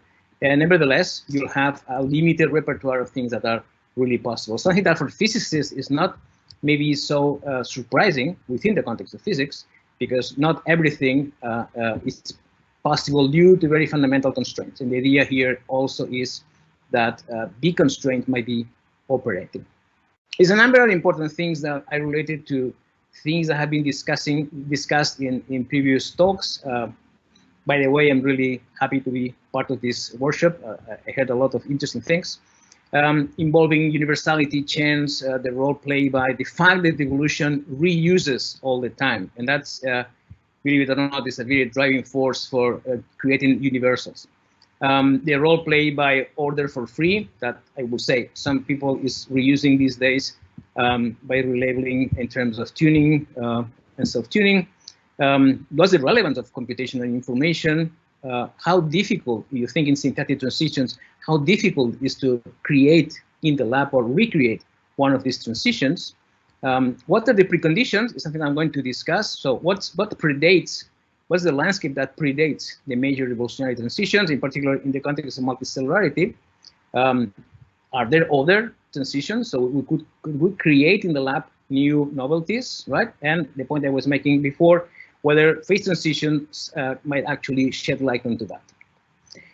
Well, one of the points that I think also is important if you go to the context of multicellularity is something that has been emerging in these discussions and these talks about universals and whether everything is possible or there's actually a space of the possible, as a limited space of possibilities. Within multicellularity, we can actually think, again, in synthetic biology as a way of trying to create things that are not happening in the real world and see if these synthetic constructs that we create are or not part of the universals, right? Whether or not we can actually go beyond the things that we already observe, right? Just wanted to point out one of the success stories we had in our lab of which published this year on creating synthetic Turing patterns. Right. One of the reasons why I think it makes sense to think that there are really big constraints in biology beyond the observations, right? Beyond the observations that the complex camera eye that we have, and we share octopuses and some jellyfish and even some single cell organisms is exactly the same design, for example, is the fact raised by Stuart Newman that when you look at early development, you can actually identify a number of really relevant physical processes that pervade some of the most important mechanisms that create heterogeneity in metacellular systems. And that is driven by the mechanisms I have in this list. You know, adhesion, lateral inhibition, anisotropy of different kinds, the way you can generate oscillations, right? Diffusion reactions, things that seem to be a limited repertoire of actual rules of generation, okay? And that seem to pervade every single early developmental process, right? That again was something that was raised in the early 80s by, for example, in this paper by Oster and Alberg, when they actually show that dynamical systems that involve physical forces can actually allow to understand the origins of complexity. Let me tell you two different models that we did in our lab that I think illustrate a little bit the point I wanted to make, right? The first is this one. It's called the Chimera model. We created this model with the idea of just exploring a little bit what kind of heterogeneous aggregates could we see in a system that is essentially a cube filled of young water. From the top, from the roof of this system, you have nutrients that just fall down, and then you have cells that originally are all the same. They don't have adhesion. They have to grow and replicate when they achieve a given threshold biomass. They can die, etc., right? And they can evolve adhesion, which is a costly thing. They can adhere between them, or they can adhere with the walls, right? So it was a funny story because we were completing the programming at night in the lab, so we decided to have some Chinese food. So we went out for a walk, and when we were back, what happened is that we found out that the system had discovered something. Cells have been evolving adhesion. They have been climbing, some of them have been climbing the walls, and of course they discovered something. They discovered that the roof, the top, where they could adhere, is actually the place where energy comes. So they actually fully control that. And not only that, but if you wait enough, what happens is that adhesion and the position of cells shifted very sharply into that. And as you wait, what you can see is that because the cells that die leave a kind of matter that is less energy source. But some cells can discover that. You can actually generate another layer at the bottom, which is those cells that specialize in actually using the detritus. So you actually, in the end, generated a whole ecosystem. Lessons learned from that. Well, one is embodiment is relevant. So how do you get into that without a model where you not consider physically the interactions? And it's a physical model, right, with all forces and stiffness and everything. The second is that a very important component in evolution of ecological systems, which is called ecosystem engineering, emerges in the system. Ecosystem engineering refers to species that, because of the particular way they behave in their habitats, they control, they massively control flows of energy and matter.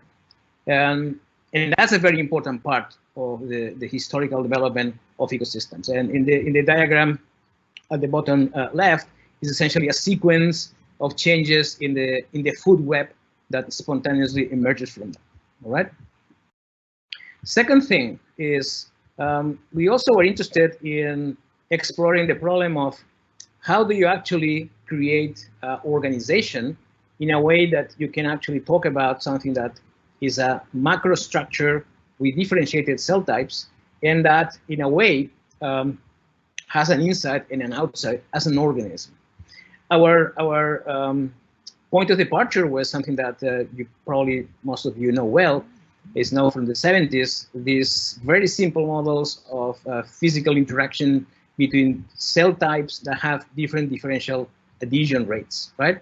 So just using a matrix, I just can say whether or not I like to be near you or near the ones that are like me or near the outside world, right? By using these matrices and a simple Boltzmann energy algorithm, right? It's possible to actually generate, as you can see here, a number of different kinds of structures. You put more cell types, you have more richness.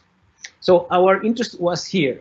What kind of minimal mechanism of generating cell types can we introduce in the system?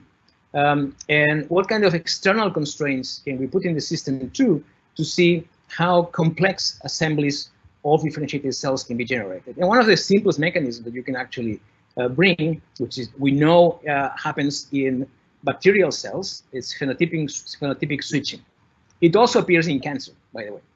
Phenotypic switching, essentially you have a cell that, because it switches some particular genes, becomes a cell type, right, that performs a different kind of task. For example, one can be resistant to antibiotics and the other might not be that, right?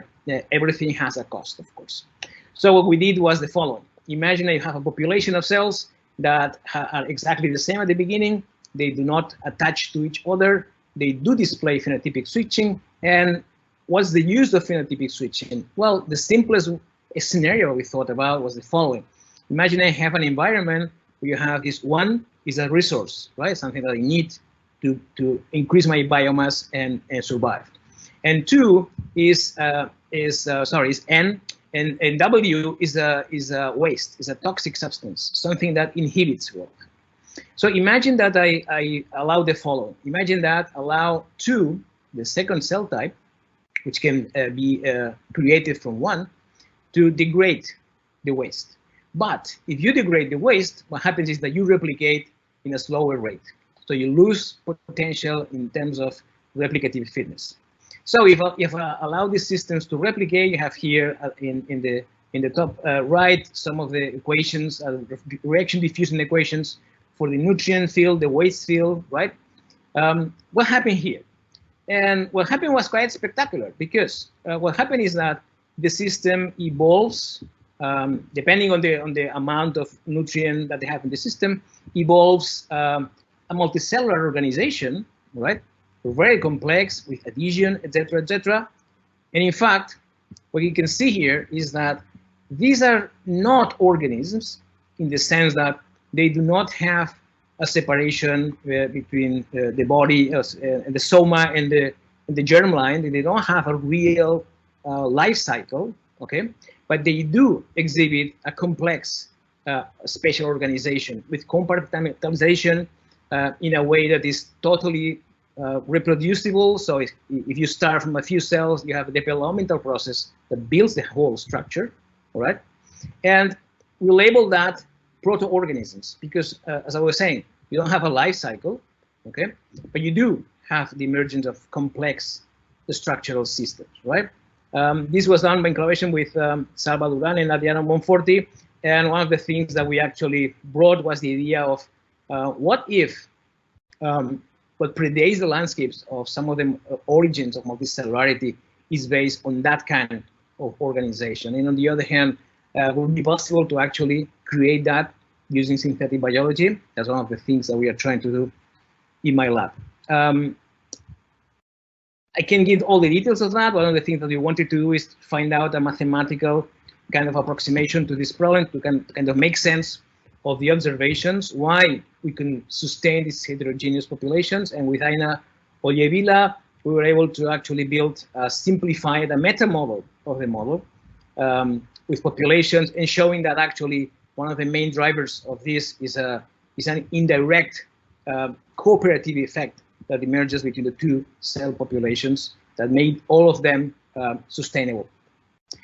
And finally, I think that it's another concept that we have been using extensively in the last years.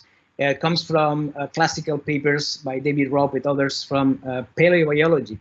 Is the idea of the morphospace. It's the idea that if I want to understand the logic of a number of complex structures within a given context, one possibility is to try to build, it's not trivial at all, but try to build a space of the possible, right?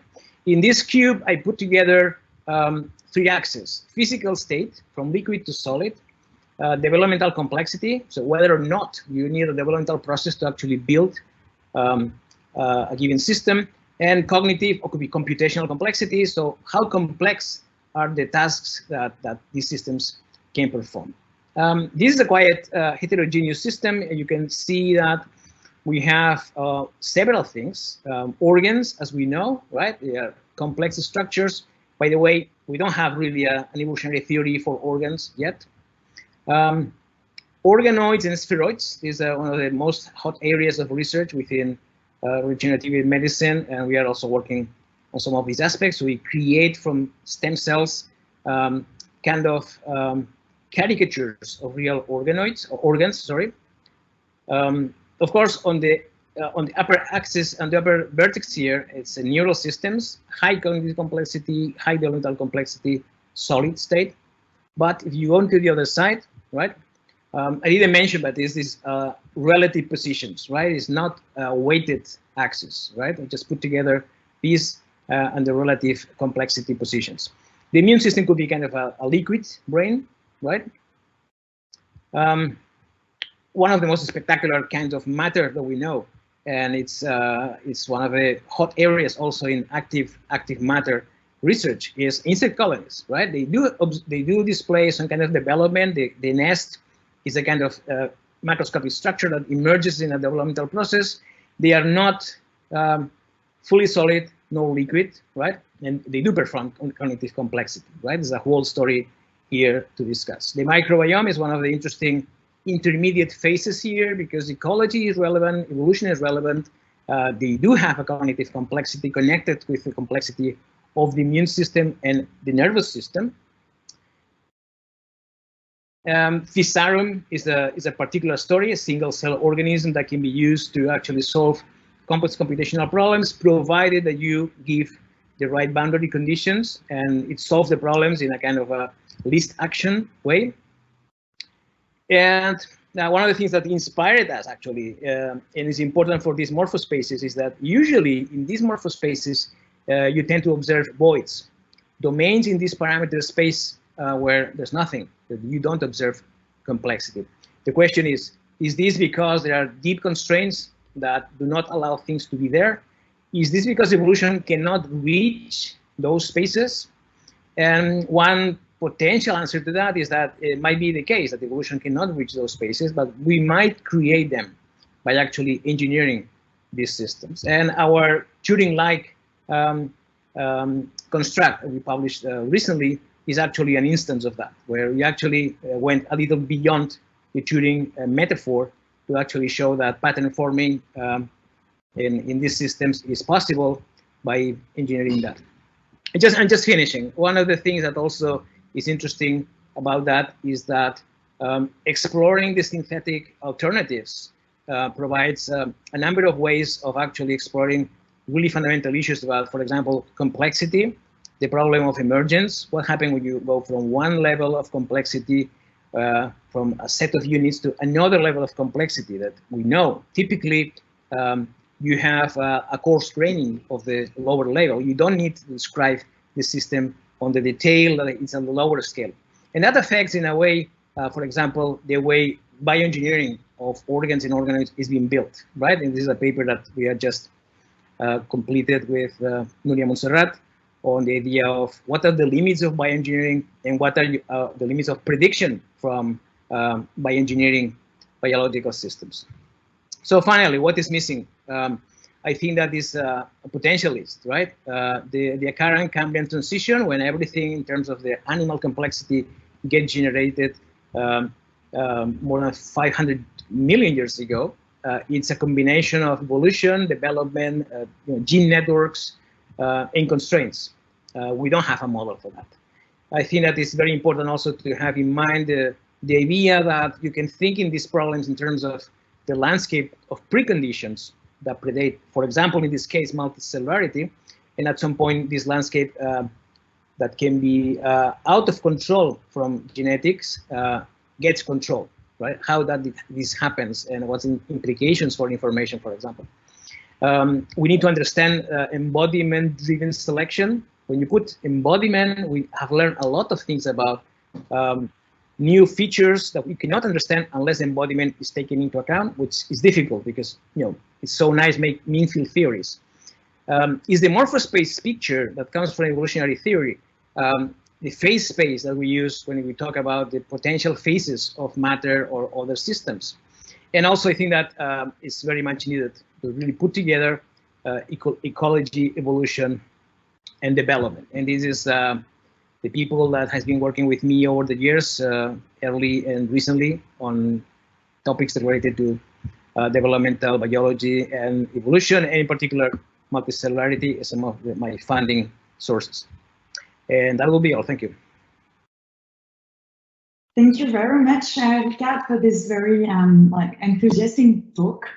I think that in the interest of time, we will ask you questions during the debate and move on with William's presentation.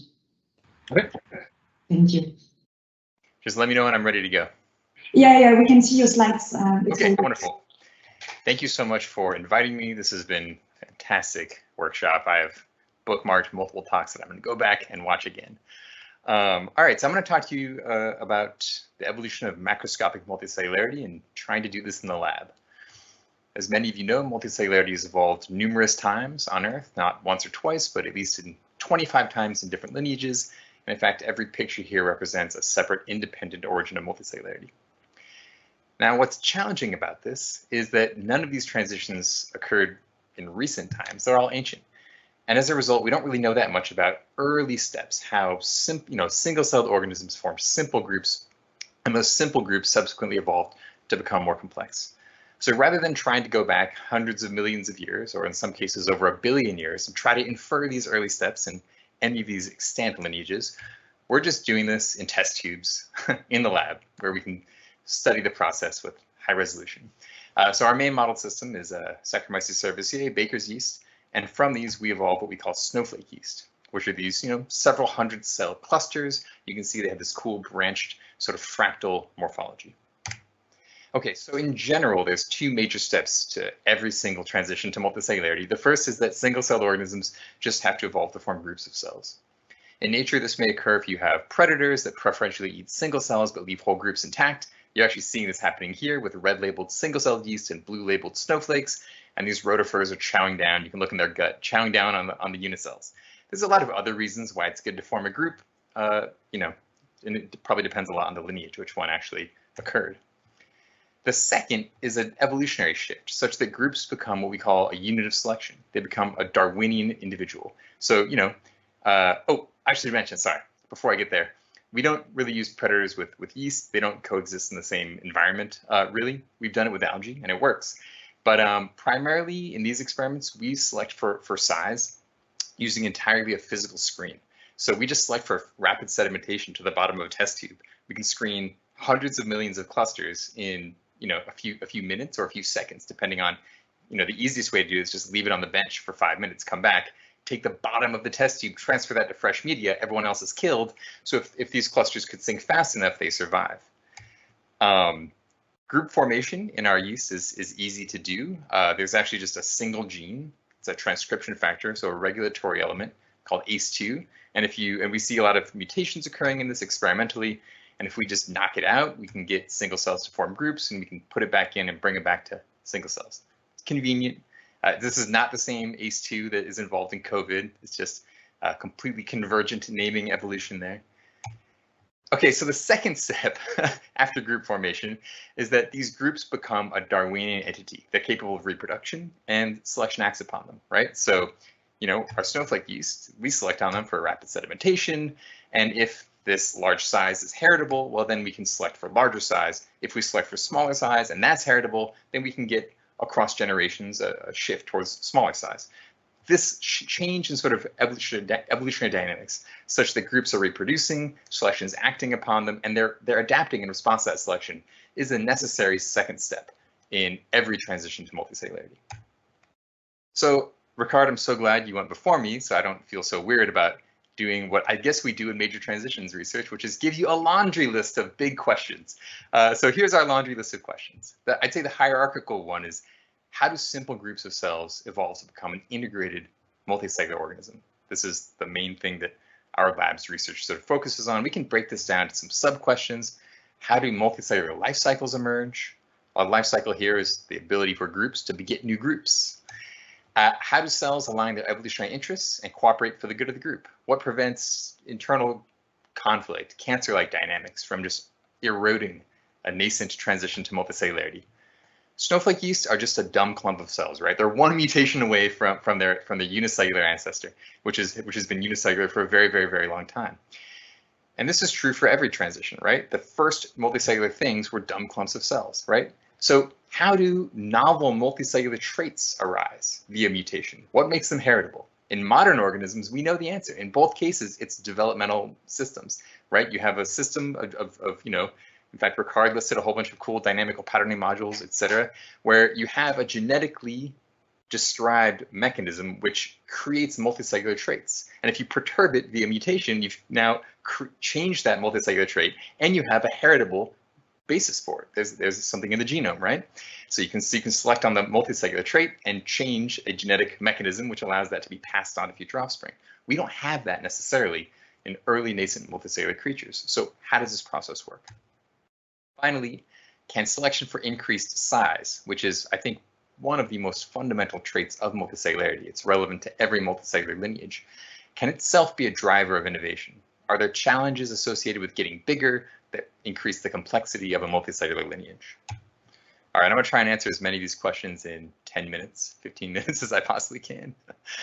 So first, in our system, the life cycle we get for free as a consequence of basic physics. Our cluster, this is a time lapse, about 12-hour time lapse on the right. This cluster is growing. The interior is getting densely packed. If you break a single cell-cell connection, it's like cutting a branch off a tree. That daughter cell floats away and you have a new snowflake. Then it's no longer densely packed. It grows back up to its parent size before it begins reproducing itself, and you have this cool life cycle. You don't have to evolve it. It's not evolving for a reason. It's a consequence of physics that nonetheless is critical for this transition.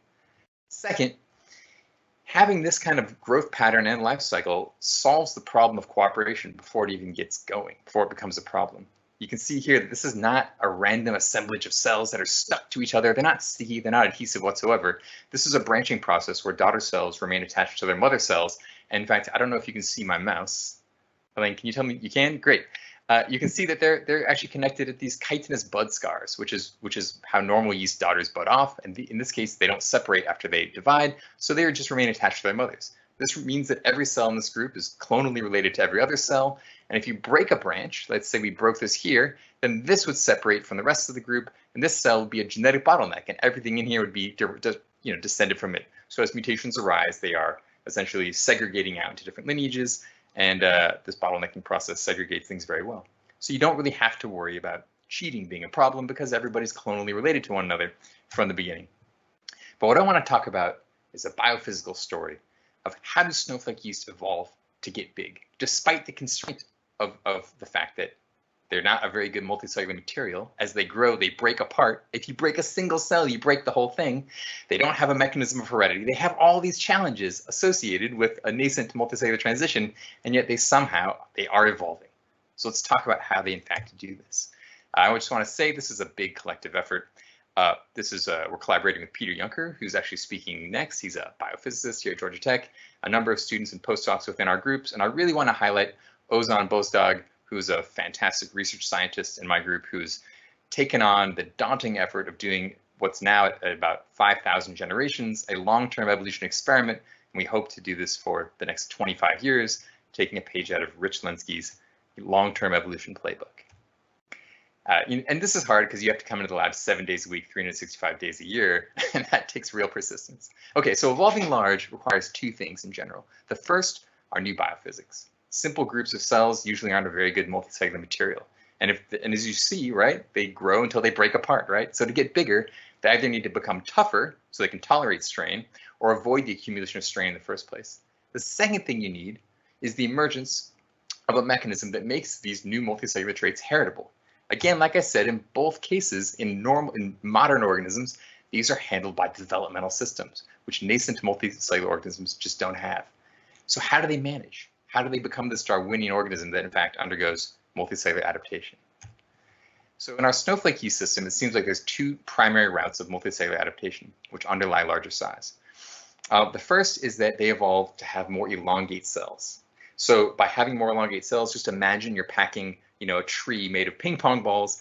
It can't get very large before things start to jam. And once things start to jam, you try and throw another cell in there through division and the whole thing breaks apart. If you're doing the same thing out of hot dogs, well, you have the same topology, but the whole thing is taking up a lot more volume, so there's a lot more free space. This reduction in packing fraction makes it easier for things to move around, to sort of settle before jamming occurs, and you get a tougher multicellular material.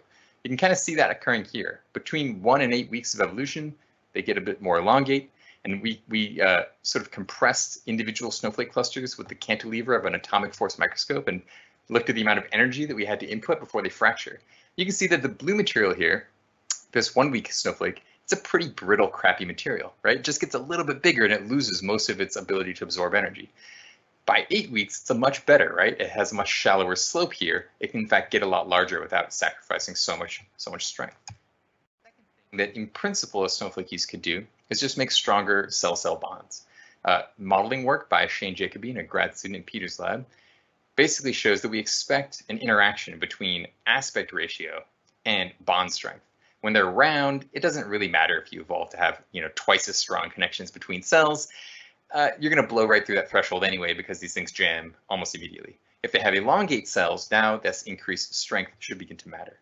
So Tony, a postdoc in my lab, tested this experimentally using just a synthetic approach. So we took our unicellular ancestor and knocked out ACE2. That makes them small snowflakes. We then added in a cell strengthening mutation, which basically doubles the size of the bud scar. So you just have more material at that cell-cell connection, and you get bigger groups. You can kind of see these snowflakes are bigger here. Alternatively, we made the cells really long by messing with a cell cycle regulator, CLIB2, which gives you really large yeast, but it's kind of a noisy process. This is very floppy. In the terminology that we were describing earlier, there's a lot of little small linty things. But if you combine the two, all of a sudden you get these beautiful, very large, not very noisy snowflakes. And in fact, sorry, this is a genetics term. This just means a statistical interaction. We see this cool statistical interaction that as we combine strengthening and lengthening mutations, we get much larger snowflakes than the main effects of each of these mutations alone should give us. So we're actually, and I should say that these mutations are inspired by things that we see by sequencing evolving lines, and it's cool to see that our yeast are actually sort of leveraging these statistical interactions between stronger and longer cells through the process of adaptation. Okay, so I mentioned heritability before, and I want to come back to that. This has long been considered a stumbling block for major evolutionary transitions. Maynard Smith and Zafmari, they talk about sort of the higher level organism needing to sort of have a new layer of control over the expression of its phenotype, right? Which in a multicellular context would be a developmental system, which coordinates the expression of a multicellular trait, and that has a genetic basis, so it becomes heritable, right? And the problem is it's a stumbling block because we typically think of things like genetically regulated development as being a multicellular adaptation, as being something which evolved in the context of multicellularity. So how does that work? It's kind of a chicken and egg problem. Do you have to, if heritability is a prerequisite for Darwinian evolution, then how does it evolve in the first place? So I'll just show you a cool experiment where we measured the heritability of cell and group level traits at the same time. So we have 4 genotypes here that have increasingly long cells. Actually, the order here is different, but this wild type is the roundest cells. This CLIB2 has the longest cells, and then this is the second longest. This is the third longest. And we can measure the heritability of cellular aspect ratio. It's pretty high, as you might expect, because we're perturbing genes which directly affect cellular aspect ratio. That's the trait that's being directly generated. We can put this into a multicellular context, though, by knocking out ACE2 as well. Now, this doesn't change the behavior of cells. We've confirmed this. They behave exactly the same. But now we have a new multicellular trait, which is this emergent size, which is an emergent property of the physical interactions of these cells in the group. This is the size to which the group grows before it breaks apart, before it fractures. And it turns out that this trait is far more, it's not just somewhat heritable, which would sort of solve this problem of heredity in the first place. It's not just somewhat heritable, it's more heritable than the underlying cell level trait itself. That is, the size to which a snowflake yeast grows when it breaks is more predictable by genotype than the size of the individual cells that are being created, which is astonishing because the mutations here are only directly affecting cellular phenotype. The multicellular phenotype is the emergent outcome of that. Peter's going to talk about why we think this is actually a general mechanism of multicellularity that in fact is highly advantageous for this major transition. We think we can explain this with maximum entropy. So stay tuned for his talk next. All right, I know I'm running low on time. I actually don't have a timer, but I practiced this talk and I know it's a little bit long. So I'm going to kind of speed up and talk about what we see over this 5,000 generation experiment. What we see is that initially there's this sort of highly concordant evolution. They're all evolving to get larger at a very there's 5 replicate populations in a very similar manner. But we then see this period of stasis where they kind of plateau. Some lineages break out and get big early, others break out later. The stasis period varies from 50 generations to 50 days to 250 days. That's actually a lot of generations. We get about 5,000 generations over 3 years. Over the first 1,000 generations, we can explain almost all of the size increase with just changes in cellular aspect ratio. Not surprising, it's a lever that's easy for them to modify. Through mutation, they're pulling on it pretty hard. But if we go longer than that, we start to see some really interesting things. There's this crazy discontinuity. By the way, this is unpublished data. We're going to be submitting this paper soon. There's this crazy discontinuity where as the cells are getting longer and longer, they start at about aspect ratio 1.2, 1.25. At about 2.3, increases in aspect ratio really kick you up to much larger groups. And if we look at what's going on with cellular packing, right, we can model this using a 3-dimensional simulation, and we find that essentially having longer cells should decrease aspect ratio, which is what we, that makes sense, right? Making a tree out of hot dogs should have a lot more open space than a tree out of ping pong balls. And experimentally, our system seems to conform to these predictions very well for a while. Around aspect ratio 2.3, it starts to really diverge. And now longer cells result in increased density, not decreased density. What's going on? What we think is happening is that our snowflake yeast branches are actually entangling around each other. The ancestors are these nice sparse trees. You break a single connection, much like cutting off a branch on a regular tree, it floats away.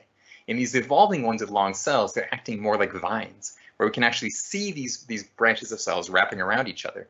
If we percolate this entanglement using a convex hull approach, we can actually see that nearly all of the cells in any subvolume that we look at are part of the same the same entangled component. So it really looks like entanglement is playing a role here. We can also look at just the materials properties of these snowflake yeast, and they behave in a way that, again, is consistent with entanglement. We see this characteristic strain stiffening reaction, as when you look at a stress strain curve, the more you compress it, the harder it gets to continue compressing it. That's a hallmark of entangled systems, but not of non-entangled systems. The ancestor doesn't show that. It shows a very linear stress strain curve.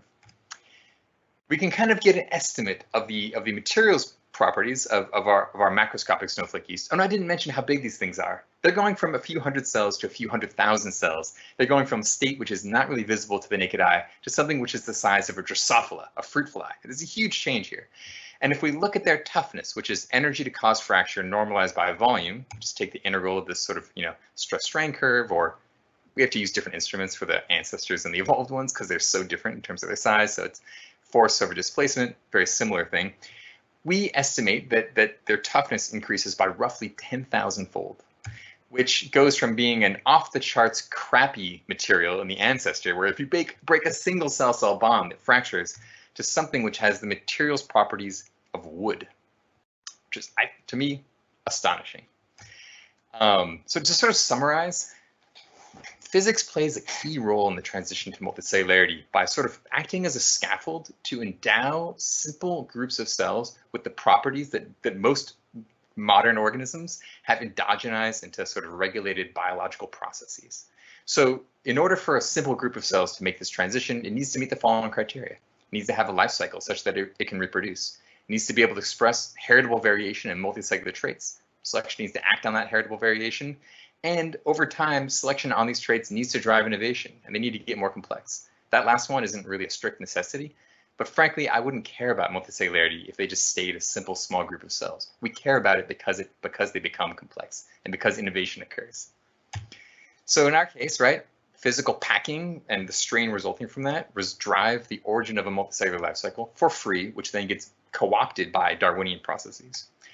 We see that cell-cell interactions in the context of forming a multicellular group give rise to the emergence of novel multicellular traits. If you change the property of cells, you're concordantly changing the properties of whole groups. And not only is that variation somewhat heritable, it's more heritable than the underlying variation in cells themselves, which is truly surprising. Selection acts on these traits. In our experiment, we're selecting on size. So it's, if you look at the picture in the upper right-hand corner, it's easy to select on that difference. And over thousands of generations, we are seeing substantial innovation. We go from something which is brittle and weak to something which has the properties of wood. We have cells that start out nearly round and become highly elongate. We know a lot about the underlying cell biology of this, but this isn't the right audience for that, but I'm happy to talk about those things later on if you're interested. And when I started this work, I thought that snowflake use were a practical, I'm nearly done by the way, a practical model system, and that they were easy to play with, easy to evolve, easy to characterize. But the longer I've actually been thinking about this, the more I think that they actually possess traits that are generalized, that are generally important in this transition. So, you know, the sort of these things which are required for physics to scaffold the origin of a life cycle and heredity are pretty simple. You need something which grows with a branching process and has permanent bonds. Anything which has those properties probably has the potential to sort of bootstrap itself into multicellularity in the way that I've described. If we look at the 5 lineages which have evolved complex multicellularity, these are animals, plants, fungi, red algae, and brown algae. Everything but animals started out with something that has essentially those properties, permanent cell-cell bonds and a branching growth form. We actually don't know what the ancestor of animals look like, but if it resembles modern-day quantiflagellates, some of them form multicellular groups with permanent cell-cell bonds. And so it's also very plausible that similar dynamics could have given rise to this lineage as well. I think that, you know, this is going to be a really interesting model system to keep pushing on. My goal is to continue evolving them for the next 25 years, for the rest of my career, and really ask what catalyzes and constrains complexity. I think we can generate a unique model system, which both we and collaborators, I'm always happy to collaborate, and, you know, future generations can play with. If you have a 30-year experiment sitting in your freezer, that is a lot of work and a great resource for I think, for lots of people to play around with. I'm especially interested in right now in the origin of developmental processes, how essentially location and temporal dependent variation can essentially become, can be created through evolutionary processes, and so it can kind of become, you know, a part of the organism's expression. I think there's also some potential for really interesting other model systems. I know Omaya Duden is getting a ichthyosporean evolutionary system going, and Kai Tong in collaboration, who's in my lab in collaboration with Nicole King, has been trying to get a quantiflagellate system going. These are relatives of animals. All right, so thank you so much for your attention. I want to thank the people who have actually done the work, the people in our group, our collaborators, and our funders. Thanks. Thanks a lot, William, for your fascinating talk. And well, I think, again, in the interest of time, because we have 4 speakers this session, we should move on to Peter's presentation. But yeah, that promises for very interesting debates during the discussion. So Peter, it's all yours now. Great. Let me know, can you hear me and see my slides? So I hear you and I see your slides as well. Excellent. Then in that case, let me start by thanking the organizers for putting together what's been an excellent symposium or workshop so far. I've really enjoyed it. Oh, and there we go.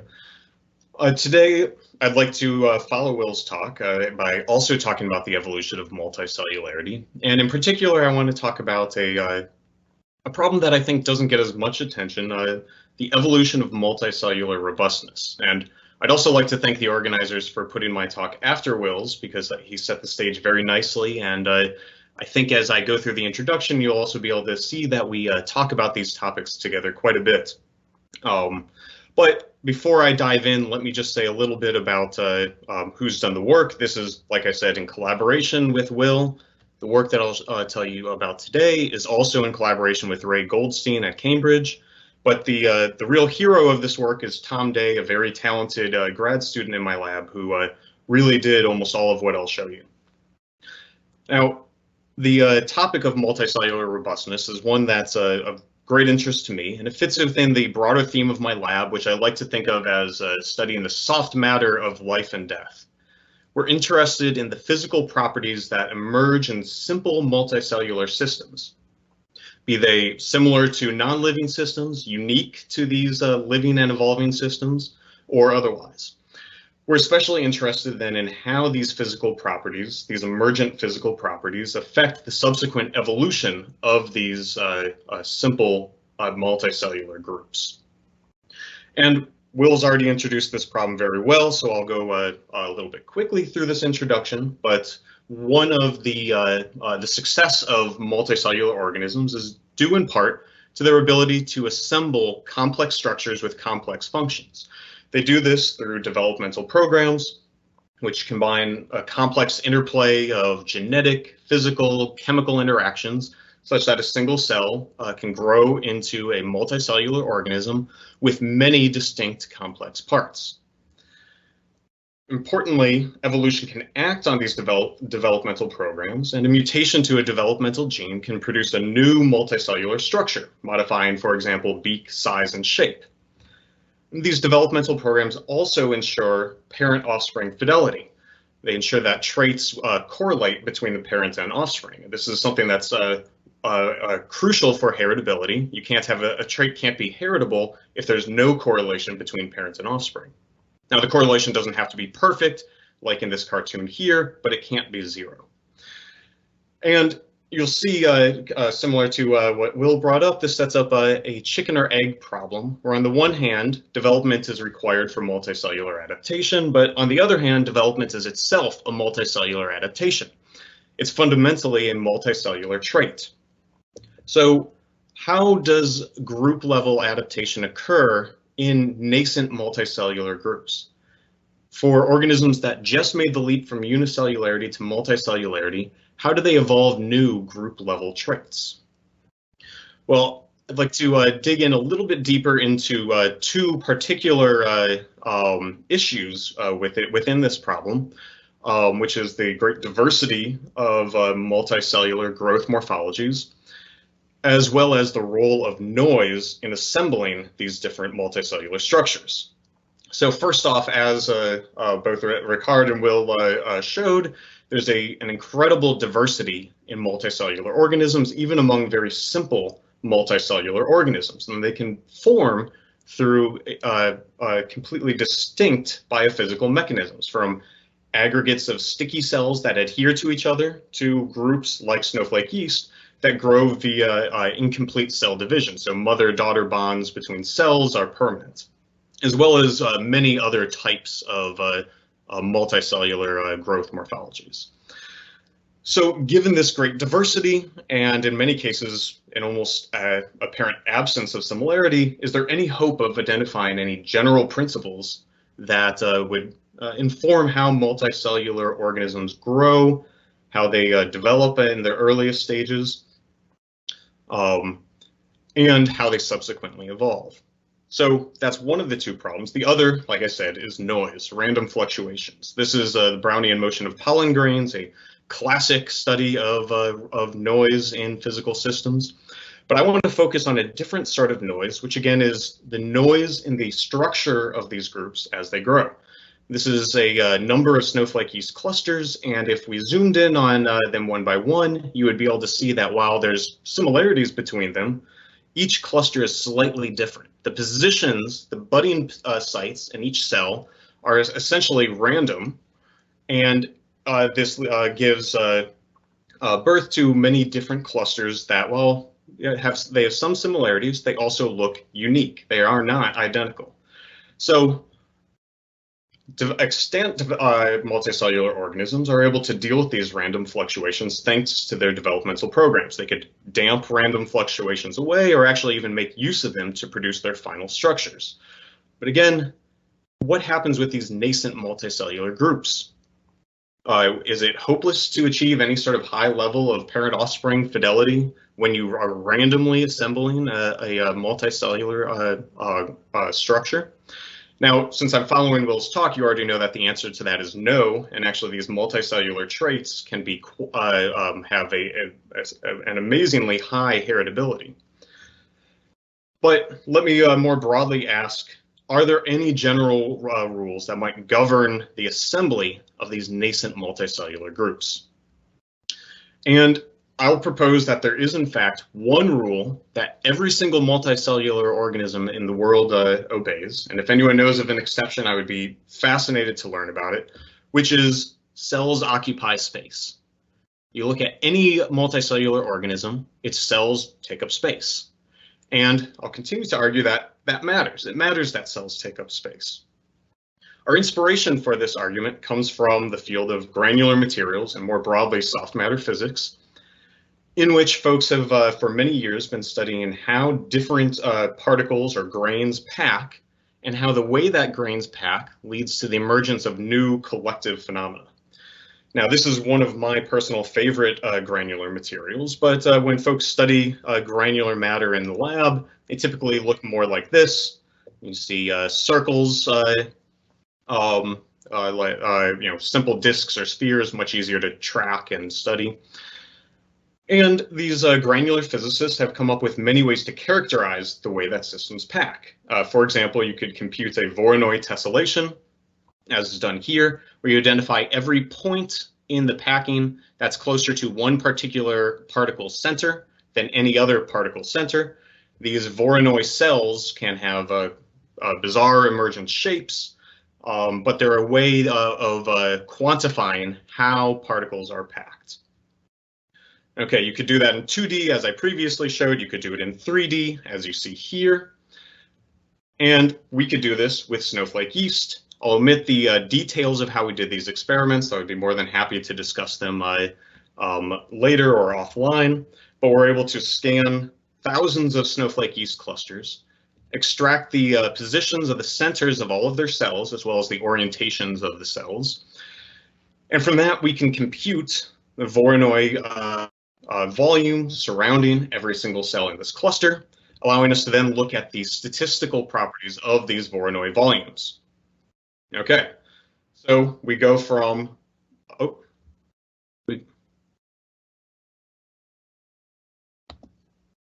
yeah, Teams minimized my PowerPoint for a second. Oh, did it again. All right, so we start with a scan of snowflake yeast, compute these Voronoi volumes, and we end up with a distribution that looks like this. So this is a histogram of the Voronoi volumes normalized by the cell size. And so you'll notice maybe a couple of things here. The first is there's a sharp increase at low volumes, and then there's a longer decrease, which on this semi-log plot looks somewhat exponential. But you'll also notice that that means that there's a very wide range of volume. So the distribution of free space in this cluster has a very large standard deviation. So how can we think about this distribution of free space?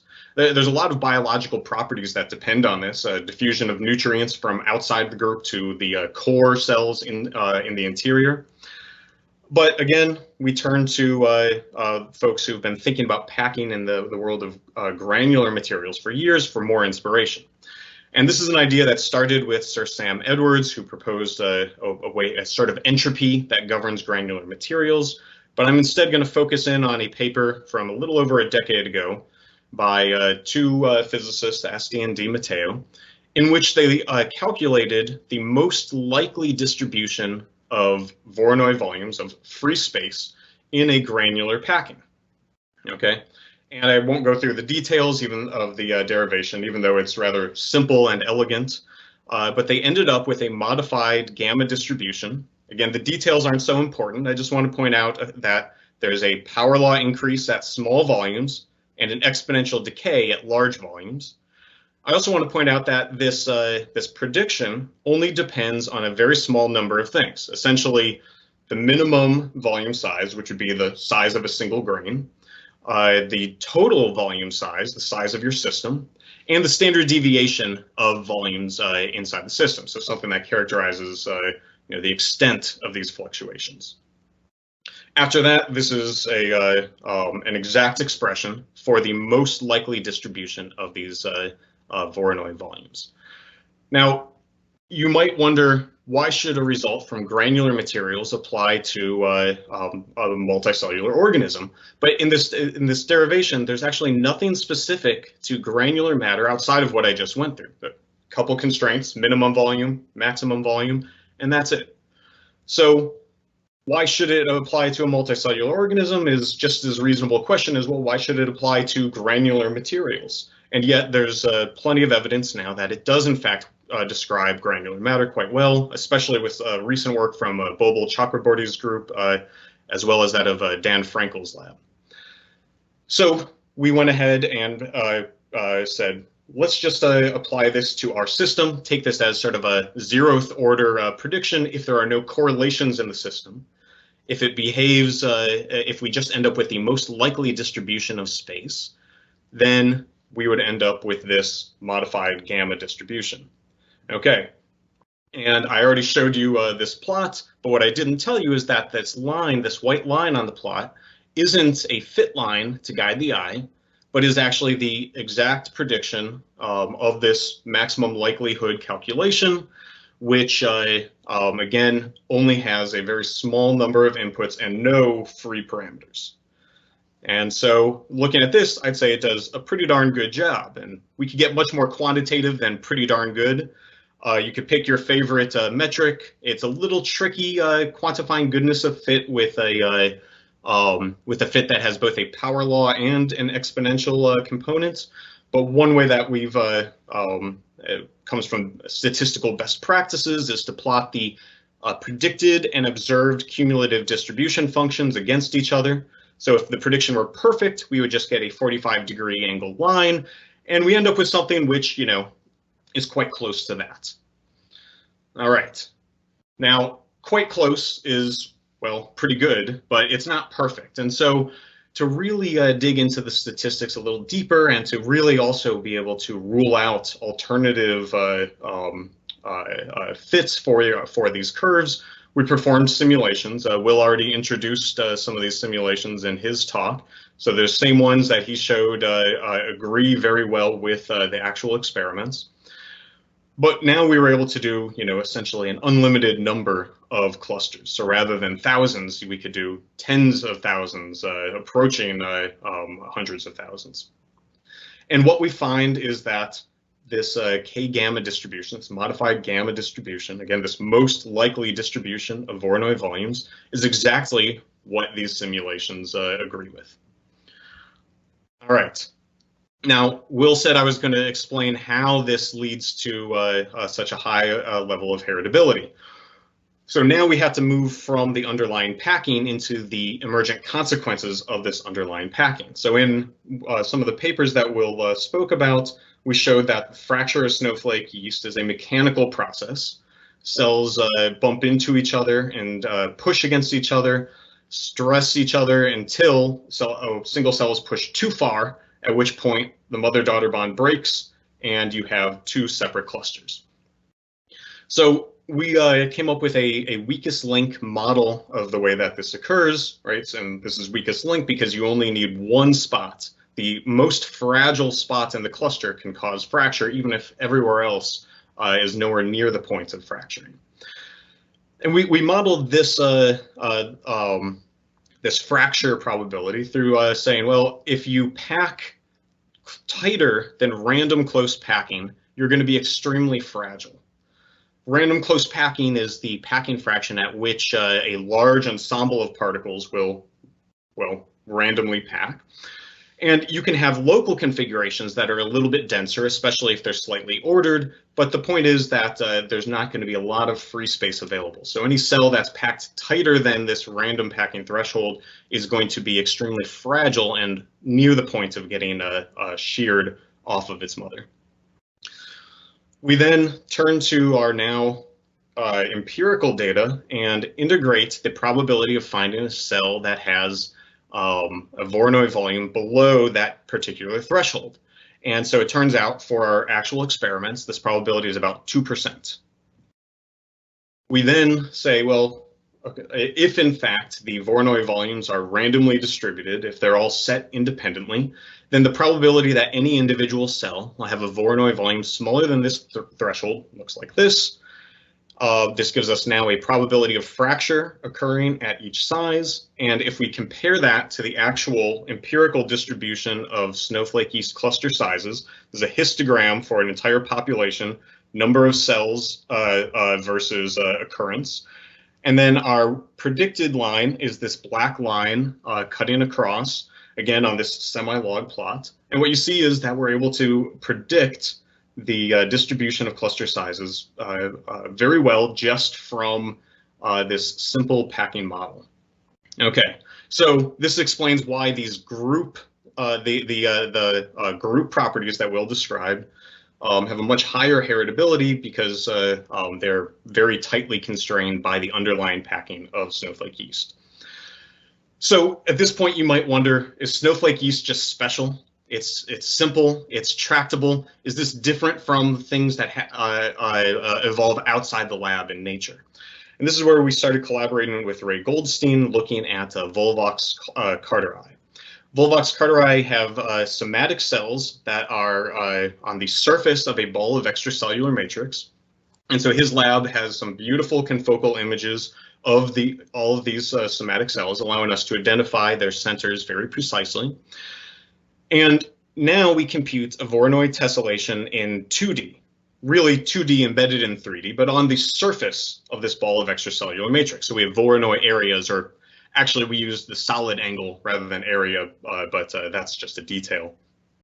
And I'm not going to go into the details. I'll just say that Volvox also exhibit this most likely max nth distribution of Voronoi areas or Voronoi solid angles, as shown in this histogram here, indicating that this is not just something pathological to snowflake yeast, but instead is potentially something with a much broader generality. We performed many simulations of many different growth morphologies. The simulations all exhibit this curve as well.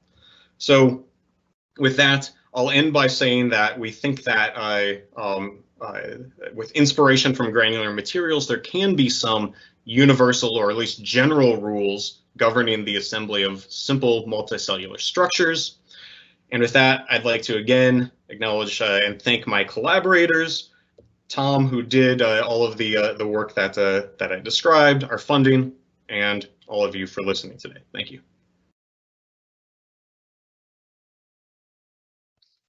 Thank you very much, Peter, for this super fascinating talk. We maybe have 1 minute for our questions. So I don't see any question yet in the Q&A, so I may have one for you, which is related to the Volvox, because I found it fascinating that you have the same sort of distribution in your Voronoi volumes. And that yeast and Volvox have multicellularity that evolved independently from each other. So is there like any other organism from even another branch that you could try to use and compare to see how universal this could be? Yeah, that's a great question. So we've actually now looked at almost a half dozen different organisms and have yet to find an exception. Maybe one of the most surprising that we've looked at is actually we took a data set of the positions of neurons in the human brain that was posted by the folks at Google. And in fact, even the distribution of Voronoi volumes in the brain follows the same most likely distribution. So we've been thinking about this sort of in a rough analogy to thermal fluctuations, where it's always present. We won't claim that they always matter, but sometimes they will.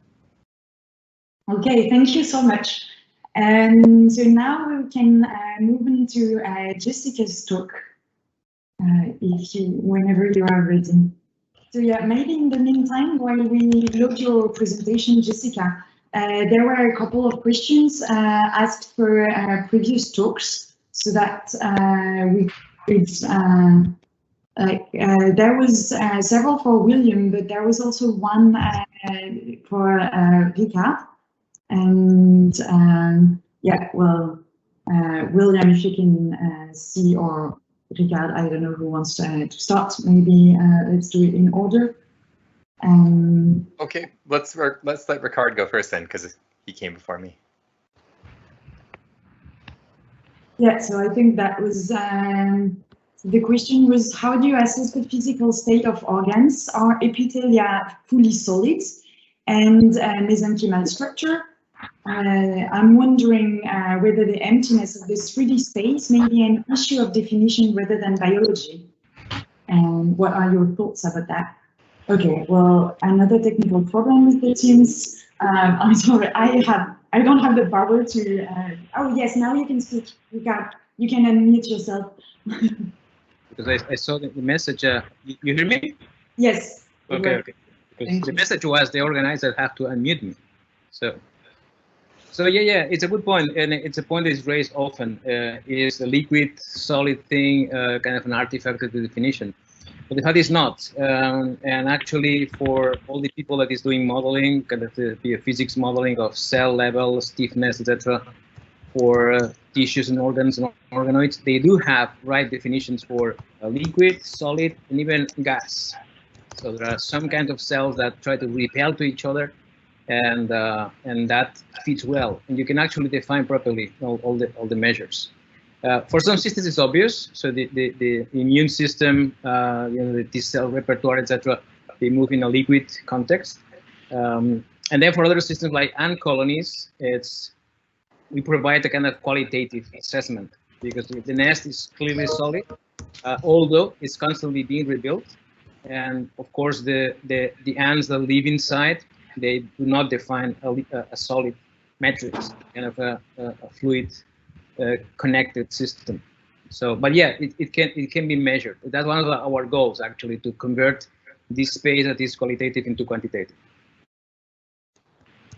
Okay, thank you. And so during your talk, William was pointing that, so you said like cells in your simulation box at some point found out that like the nutriments were on the upper layer, and William was commenting that this does happen in his experiments. Oh yeah, not quite mine, because I don't use bioreactors. I do batch culture, but I've seen other people that do yeast evolution in chemostats, where they're dripping food in from the top. They have like a tube where food comes in on the top. And it's a huge, what you're describing in your experiment happens in real life, and it's like a really vexing problem for these biologists that want to keep everything single-celled and planktonic so that you get generational turnover, and then all of a sudden some of them get mutations which make them sticky, and they evolve to stick and grow where the food is, and they basically begin to colonize the food import tube, which is exactly what you saw happening. And it happens in real life very quickly, and then they have to shut the whole experiment down and start over, and they hate it. So yeah, maybe we can continue with like the questions that were asked to William, and then as soon as we get your slides, Jessica, we go back to your presentation, of course. So I think the first of the questions that were asked to you was whether the genotype space of the group of cells has some universal statistical structure which allow for the emergent traits to be more heritable than the individual traits. That's a very thought-provoking in regards to question. optimization. I have good answers for the other two questions. I don't have a good answer for this one. I just don't know. It's something that I have to think about. We thought about the mechanical sort of physical universality and how that sort of generates this high heritability. And I think that's probably more likely the explanation, since it's a physical process of fracture. That's this trait that we're considering. But there may be other multicellular traits that are not mechanical in nature where something like that would apply. It's definitely something for me to think about more. Well, if I could follow up on that, yeah. I'd maybe in the panel discussion also be interested to hear what Jim thinks about maybe sloppy and other degrees of freedom in the sorts of changes that individual cells can evolve, and those that map onto changes in cell shape and size. Right, and then maybe there's sort of a funneling, a hierarchical funneling. There's a lot of different ways at the cell level to accomplish something which at the multicellular level is fairly constrained. That's cool. That's a good way of thinking about it. Great. So another question more directed to you, but maybe others can comment as well, was comparing the ancestral yeast to the descendant a few thousand generation later, do these yeast strains have roughly similar total biomass? They do.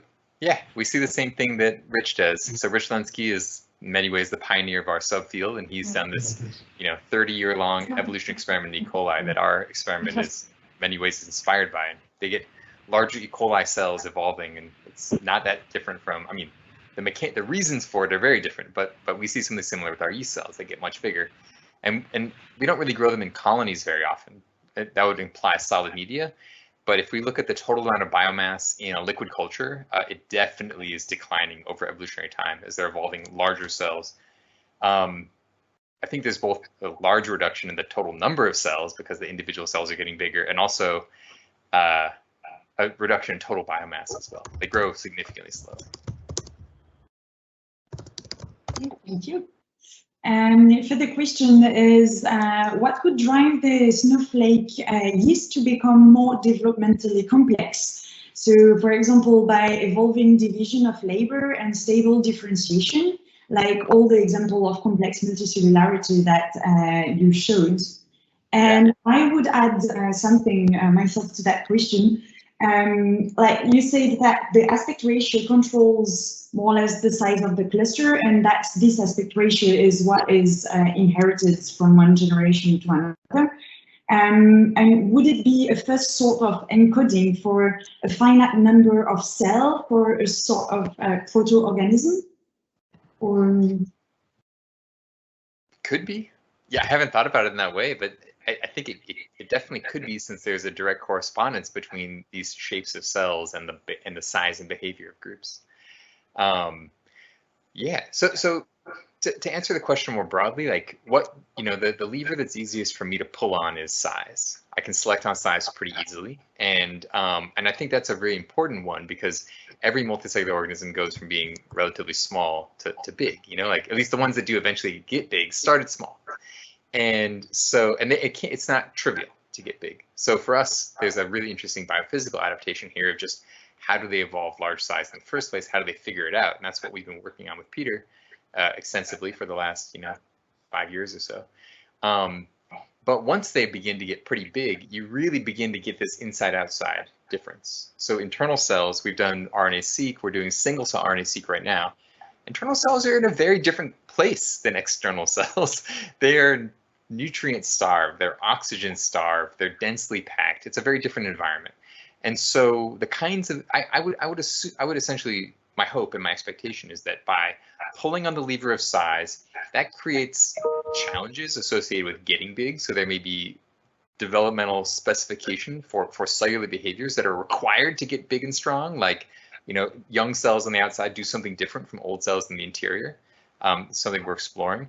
I think there's nutrient absorption, foraging, and transfer tactics that would be highly adaptive, right? So we have some very crappy preliminary data that I wouldn't put any weight behind, but it's tantalizing that there may be, in the highly evolved yeast, connected cells, which there aren't in the ancestor. There's a cell wall and a membrane completely. They're fully separated, but in these really evolved ones, it looks like these cellular connections between cells in some cases may remain open, which opens the possibility for nutrient transport or cell-cell communication in ways that there weren't there for the ancestor. Again, this is not robustly verified, but we've seen, with both really nice scanning electron microscopy imaging, a lack of cell walls between cells, and even if we compress them, we'll see these coordinated deflations where a whole branch of cells will all pop at the same time, which doesn't really happen in the ancestor. And so, yeah, anyway, I think this is the kind of thing where, to a certain extent, I can hypothesize ways in which you would get essentially developmental adaptation. I don't think we'll ever get anything as complex as a complex multicellular organism. Those things took a really, really long time to evolve, and we don't have that temporal dynamics or tens of thousands of generations at our disposal. So to a certain extent, I expect to see the kinds of things I talked about, but also we're using single-cell RNA-seq as a way of just looking to see what's different between different cells within a single group. How are those different cell type expressions coming over evolutionary time? How are they coming into being? Where are they based on labeling and stuff? So we don't even need to know what it is ahead of time if we can prospectively inquire what the cells are doing, and we have an evolutionary time series. Okay, thank you. Maybe Ricard, do you want to continue on that? Because I mean, in your simulation, you start with an initial set of similar cells, and then you see them evolve into like stickiness and like adhesion, and then like they develop under constraints some transitions. And like, have you been able also to observe under some specific like sets of initial conditions some transitions that are not yet observed in like the reality of our evolution? Yeah, actually, one of the interesting things of the in silico modeling, besides of being much more simple than doing the real experiments, is that when we try, there's something that has been published. We try to see what's the effect of evolving a population of cells just by looking at small sources of energy that they can be more rare or more common. We could actually see that self-adhesion evolved when things were scarce, and it's good to be around something that is limited to be sure that you are not escaping around. Not being unicellular is not good, but you don't evolve much more than that. So when we put the toxic, it was an extra constraint that I think that propelled a lot the potential for evolving structure. And just to mention that we are trying to compete with Will and his team on experiments on that, not with yeast, but with a very interesting system we have on a combination of synthetic cooperators and a kind of parasite in E. coli, evolving them in bioreactors. Unfortunately, with the COVID, everything was shut down, but we had interesting results. And again, the question of what kind of pressures you have to put in the system to actually push complexity to emerge, right? And so I'm not expecting. I'm so happy to hear that. I'm so happy to hear that's exactly what we need. Great. You know, if I can add one thing to this discussion, going back to the question of if snowflake yeasts are well set up to evolve more complex traits. One thing that another topic that Will and I collaborated on is the role of the cellular topology, which cells can actually interact and share with which other cells, to see how that affects the evolution of the division of labor. We found for reproductive division of labor, a sparser topology, a much more limited set of interactions, leads much more readily to the evolution of division of labor. So by sharing with fewer cells, you actually can stabilize this sort of cooperation much more readily. So snowflake yeast are well set up from that perspective. Can I just ask something briefly about the heritability, which was particularly good, I think, in the multicellular aggregate of the yeast, right, in the snowflake yeast. So, but I guess what was the selection? You had the sedimentation, right? You selected for size. So, of course, the heritability might not work so well in a fluctuating or changing environment, right? Because you know, a different environment all of a sudden, would select for other things. And so the question is, I guess, you know, one inheritable trait ultimately might be something how to respond to environmental changes. So I guess the question is, you know, how one would go about this experimentally, how one would select for this, maybe fluctuating environments. I don't know, it just came to my mind and it was on my list to ask. It's a great question. I'll just throw a quick answer out there, which is that, number one, heritability is a weird concept. It's profoundly different from the concept of heredity, even though they are nearly the same word. And it's very frustrating because often even biologists get the two mixed up in their minds, or it's not even ever clear that there is a difference. So heritability is the statistical assessment of the proportion of phenotypic variation in a population at a moment in time that it can be explained by, in this case, genes. There's different formulations, but in this case, we're looking at broad sense heritability, the proportion of phenotypic variation that can be explained by genes. And so, number one, there is no universal heritability. It depends on genotype frequencies in a population. Like, you know, it's super context dependent. You might have it one generation, and it will change as soon as selection changes frequencies or drift changes frequencies. So it's, as a concept, it's a little bit nebulous. It's not nice and independent of its environmental context. But it is a requirement for Darwinian evolution. And, you know, if you think about the price equation or something, you have no heritability. You can move a population mean all you want, but that future population will not shift from the previous generation's mean. You're just not changing anything fundamental about how that population will change over time. Heritability is the thing that's required for that changing a distribution using selection. But so tying your question in, yes, I think you could select for environmental responses, but in some ways, one of the things that I think is cool about thinking about multicellularity is that once you get something like a macroscopic multicellular organism arising, the environment is actually part of the organism. They kind of become conflated, right? Where the interior is oxygen deprived, it's nutrient depleted. If you look at gene expression, they're expressing all these like things where they're on starvation mode, trying to get sugar, and the outside is in like candy. They're in extremely high sugar concentration. It's a completely different environment. And so the very fact that these things grow and create a spatially structured body has its own genotype by environment interaction that is just there from the very beginning. But that reaction norm can be changed by evolution to derive development. And I don't know how much that's actually something, the way that people think about it, but it's the way that I'm beginning to think about it, is that you have these pre-existing interactions with the environment, and these are moldable responses that can be influenced by selection, that can actually give rise to organismal traits that are reproducible because you're responding to yourself. And it's a mechanism of, without having explicit developmental genetic programs, of nonetheless having development kind of get bootstrapped. Mm-hmm. Yeah, thank you.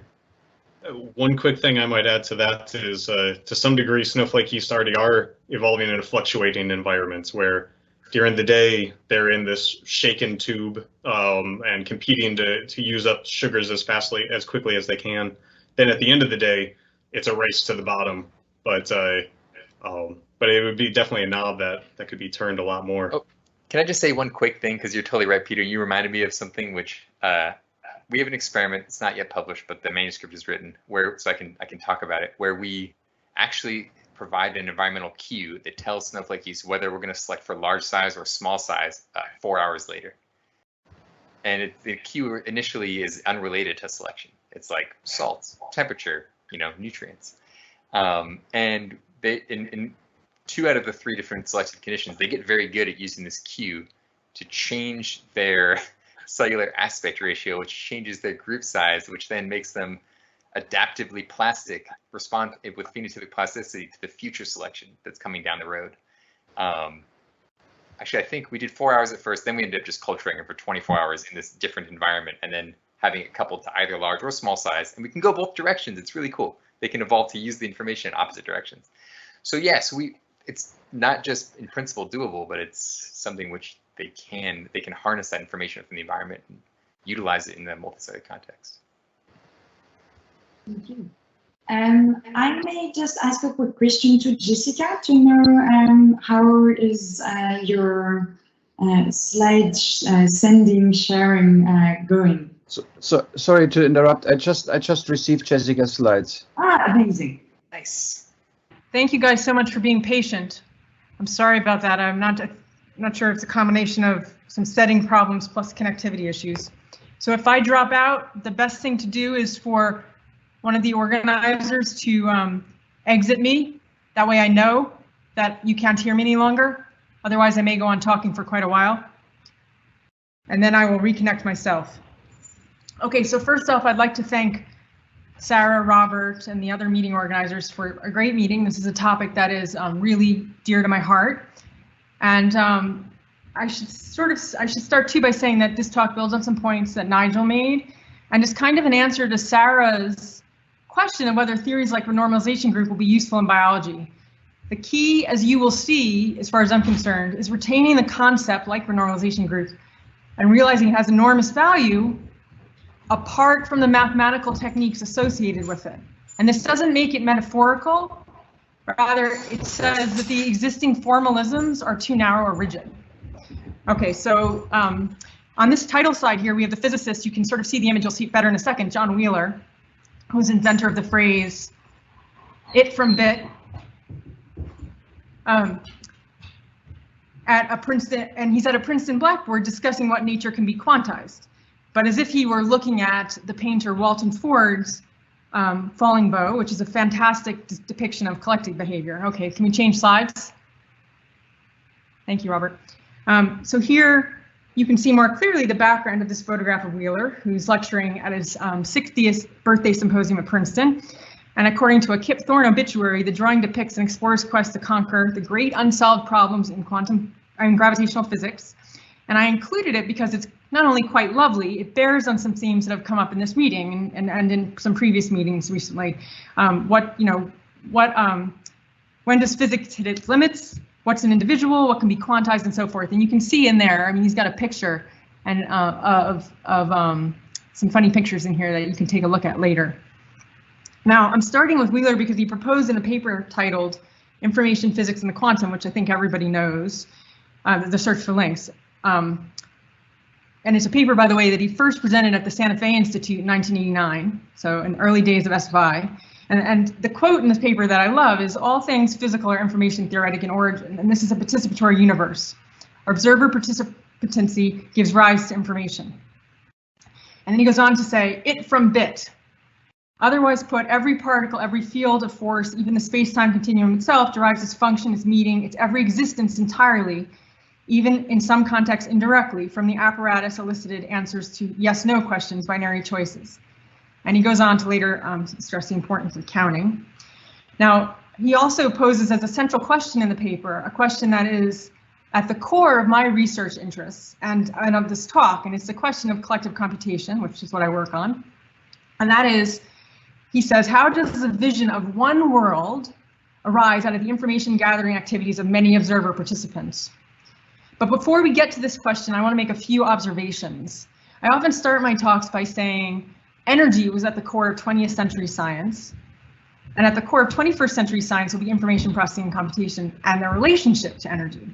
Even though I'd say profound advances in understanding information, in particular relating entropy to uncertainty reduction, were made by Shannon in the 20th century, we still have no theories, and Sarah mentioned this in her talk, for other components of information like semantics and function, and that was noted by Weaver in the beginning of the Shannon-Weaver monograph published way back in 1949. So as Wheeler makes clear, we don't understand the relation of information, energy, and physics, and we certainly don't in adaptive systems. And in particular, we don't understand why information processing, which requires energy, ultimately to improve through computation the capacity of organisms. Okay, the next slide, please. Okay, so let's begin by stepping back to gain a synoptic view. So physics is dominated by concepts like pressure, temperature, and entropy, and these emerge through simple collective interactions and provide deep insights into the behavior of the physical universe, right? So that's sort of this characterization, simple, schematic just captures that. And physical systems orders produced energy, and adaptive systems produce orders through the addition of information processing. The next slide, please. Okay. Now, why information processing is so central in adaptive systems and whether it makes them fundamentally subjective and uncharacterizable by laws and unamenable to prediction are big open questions. So let's see here. Okay. So in trying to understand the relationship between micro and macro and how to predict it, the history of physics, namely the debate between thermodynamics and statistical mechanics, focuses our attention on three questions. Do we observe predictable relationships about macroscopic variables? The ideal gas law is an equation of state in which the amount of gas is determined by its pressure, volume, temperature. As an example, are these macroscopic variables fundamental? Can they be derived from the microscopic? Now, this is all standard to physicists, but it's actually a fairly new discussion in biology. If so, we can say the relationships among the macroscopic variables are law-like and describe the macroscopic state of the system. Now, the philosopher-physicist Ha-Suk Chang, in his book Inventing Temperature, which is dense but I love it, gives his readers understanding of how these seemingly clear questions, as I have them here, were muddled in physics in much the same way that are now muddled in evolutionary biology and the study of adaptive systems. Social evolution provides a great example. Macroscopic variables like R, B, and C in kin selection models were for a long time implicitly assumed to be fundamental with no attempt to show they were justified by deriving them from population structure in that case. But before we get to why micro to macro is important beyond the obvious reason of showing that a variable is not nominal, deriving micro to macro, it's worth reviewing one of the best worked out examples of micro to macro in biology, and that comes from the work on scaling relationships by Jeffrey, SFI people, Jim Brown, Brian Enquist, Luis Van Savage, Chris Kempes, and so forth. And this example serves two purposes. It illustrates that deriving macro from micro can be done in biology, and the practice of it. I mean, I won't go through that today, but how one can do it. And as you'll see, will also serve to illustrate why it's so important. So for me, one of the major insights arising from that body of work is that scaling laws in biology change when information processing and collective interactions become important. When energy dominates, and you can change the slide now. When energy dominates, as in the case of like scaling of mass and metabolic rate, the scaling is what we call sublinear. So there's an economy of scale. The average elephant weighs 220,000 times the average mouse, but only requires 10,000 times as much energy in the form of calories. In contrast, in social systems, the analog to mass and metabolic rate might be something like population size and patent generation. And these variables scale superlinearly, so there's an increasing return to scale. Now, the metabolic scaling relationships at the macroscopic level can be derived from mechanistic first principles relating, in the case of the energy, metabolic stuff, the fractal structure of networks responsible for the distribution of energy. So from first principles. In the superlinear case, we don't know yet how macro derives from micro, what the fundamental variables are, or even what the right input is. They made a lot of progress, but we're just not there yet. And the reason why, in my opinion, is because of these collective effects in information processing. Now, let me re-emphasize this point. In my opinion, the distinction is not really between biological and social systems, as you often see in the literature, and usually Jeffrey argues, but between physical systems and systems with strong energetic constraints in the adaptive pace, and systems where information processing comes to play a huge role.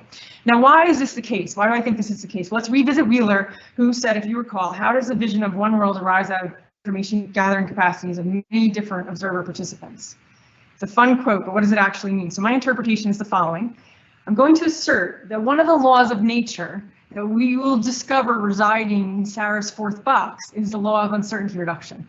And following from this assumption for now is the idea that Wheeler's participants perceive regularities by coarse graining. Coarse graining leads to adaptive systems to a further reduction of uncertainty and the emergence of what we might call biological time, because coarse graining by definition creates a separation of time scales, and the emergence of slow time, and that separation introduces informational constraints by focusing the attention of the system on a smaller set of options.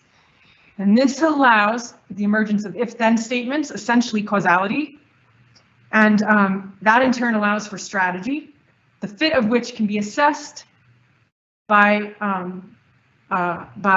comparing the strategy's fit to the environment through mutual information and other measures. So this is the basic idea of the talk that I'm going to try and flesh out for the next few minutes.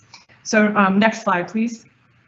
So as you think about what I'm proposing, it's critical not to forget that this whole process rests on the perceptual abilities of Wheeler's participants. And this comes up a lot in Carl Rovelli's work too. Why is this important? Because decision making by components in learning and developmental time in adaptive systems is error prone or heterogeneous. Reasons why include things like finite computational capacity, partly aligned interests, different windows on the world, different developmental stages, and so forth. That's all sort of summarized in this slide here. Now, given all this variability, one might be surprised that there are ordered states at all. However, of course, as we all know, noise can be critical to generating ordered states and amplify signals in some cases. In addition, in biological systems that are out of equilibrium with these multiple time and space scales, it's precisely, and this is something we worked a lot on empirically, this multiplicity of time scales that allows biology to recover what we might call effective equilibrium states. For example, social structure persists, even though relative to the lifespan of components and despite their changing strategies. The key to understanding in such systems how social structures arise from individual interactions, for example, lies in the following proposal. Components, as imperfect information processors, do error-prone coarse graining, and to compensate, collectively compute their macroscopic worlds, sometimes recovering ground truths, and sometimes creating new ones, so they're sort of endogenously constructed truths, if they fail to collectively wash out the noise. This collective computation to channel Wheeler and Wolfram in a talk they gave recently means that for prediction and control, we need to consider the system's point of view. Hence, it's possible to produce ordered states in biological systems that make sense only from an endogenous point of view, but in the end, we have to do work, energy comes back in, and to quote Chinua Achebe and riffing on Yeats, things fall apart. So, you know, that will hold up endogenously constructed trees will go only so far. And it's precisely these kinds of transients that might make up much of the interesting stuff in biology. So next slide, please. So to really understand the implications of this framing of emergence, which is essentially what it is, and micro to macro relationships, I need to emphasize what we all know is true and what came up yesterday, but what I would say we have collectively failed to process. So the microscale biology and human society is not simple. And a lot of our models assume that it is. And a lot of our emergence concepts assume that it is. So biology is replete with rich empirical descriptions of individual complexity for like a wide range of systems. Basically, maybe with the exception of the origin of life, and someone can jump in on that because I'm not even sure it's true there. So for a wide range of systems, from molecular to the social. Just consider that the human body, and this is just numbers, it's not even the interactions, has 38 trillion bacterial cells, 30 trillion cell cells, and 86 billion of which of these are neural cells. And you know, these cells are organized into bodies, and bodies are organized into cities. There's 8.6 million people in New York City. And in case you're still not convinced, next slide, please. Just consider that the macromolecular composition of a typical E. coli cell has 3 million proteins, something like 260,000 RNAs, and so forth. I mean, I can enumerate, the numbers are huge from the point of view of biology. Even simple prokaryotes like bacteria have complex internal structure with membrane-bound organelles. That's now requested genetic material and interesting functions. You know, the neuron, which is thought to be the most mechanically complex cell in the body, has 1,000 to 10,000 synapses, and a single neuron contains about 50 billion proteins. Dendritic action potentials in 2/3 cortical neurons can compute the exclusive XOR. This is empirically shown last year. So, you know, complexity everywhere, and coarse graining in such complex environments is non-trivial. Error and bias occur at all scales, with the caveat that there are examples of optimal information processing coming from the work of Bill Bialek and others, and Drosophila and so forth development. I won't say much about that, but that is true. But let's just assume for the moment that the majority of information processing is at some point as it evolves error-prone. And such error-prone information produces what we might call effective theories for how the world works. These effective theories guide behavior and strategy, but they're informed by coarse grainings that are wrong. So some of you are thinking by now, well, coarse graining solves that problem. Well, no, coarse graining cleans up stochasticity and noise, that's true, fluctuations, but it has to be computed. You know, if we're talking about coarse graining by nature, these coarse grainings have to be computed, and if the computation is error prone or uses the wrong data, then the coarse grainings will be wrong. So what I'm saying, so if what I'm saying is correct, then the three or so competing emergent concepts that we have in the literature, and one is complex patterns from simple rules, an idea that derives from Turing and CA's and Conway's game of life, to the whole is more than the sum of the parts, or more technically realized information theoretically, sometimes in terms of synergy or non-decomposability. That came out yesterday. Some people objected to it as an emergence concept, which maybe comes from, in a way, from Murray and Murray-Gell-Mann and particle physics, that was his background. And then the more is a different concept of emergence from Laughlin and Pines, to some extent, you know, condensed matter physics. Need these kinds of updating because they all assume, at least they're interpreted to assume that the micro is simpler than the macro. And this is just not true in any interesting sense except the Russian doll sense, which is kind of trivial. Next slide, please. So to summarize so far, in systems that are energetically constrained, information processing introduces subjectivity. And a natural question for me, at least, is to ask how nature overcomes subjectivity to produce ordered states. In our proposal, we think adaptive systems overcome subjectivity by combining component coarse graining to collectively compute solutions to challenges in even learning time. Next slide, please. So what is coarse graining? I mean, so most people in this room don't really need this discussion, but there's a reason why we'll have it anyway, which I'll come to in a second. So like Mondrian's trees, coarse graining captures the essence of a thing or a process by putting out of focus the irrelevant details. Now, why is this important? Well, as I said a moment ago, in biology, coarse graining provides a basis for effective theories. An effective theory allows modeling the behavior of a system without specifying all the underlying causes that can lead to state changes. And effective theories, by definition, are agnostic to system mechanics and can sometimes even be wrong. That's okay. So having a basis, though, in mechanism is a critical property of a good coarse grained description from the point of view of biology. It's true to the system. It's a simplification of details. In principle, a coarse grained description doesn't include or doesn't introduce any outside information, right? This is a lossy but true property, and it's one factor that distinguishes coarse graining from other types of abstraction. I'll expand on in another talk. Okay, let's see. So there's, of course, a big body of work in physics on coarse graining and how to do it. And normally when we talk about coarse graining, we mean, and this is important to realize here, that scientists impose on the system. However, we can also ask, as I've been stressing, how adaptive systems identify regularities and build effective theories. So to distinguish coarse graining nature from coarse graining by scientists, we've introduced the term endogenous coarse graining. Now, adaptive systems are generally collective, meaning that there are multiple semi-independent components making decisions and contributing to system dynamics. And it's not necessarily, it's perhaps rarely the case that all components perceive similarly the aggregate properties of their environment. This talk has been, this point was just made in a talk by Wolfram and independently by David Krakauer. And the heterogeneity and tuning to aggregate properties is adaptive system where there's learning. So a useful distinction is what we might call, is between what we might call weak and strong forms of downward causation. I wrote a paper on this, which sort of goes over these arguments if you're interested. I use the term apparent downward causation in the weak form when tuning is partial and imprecise.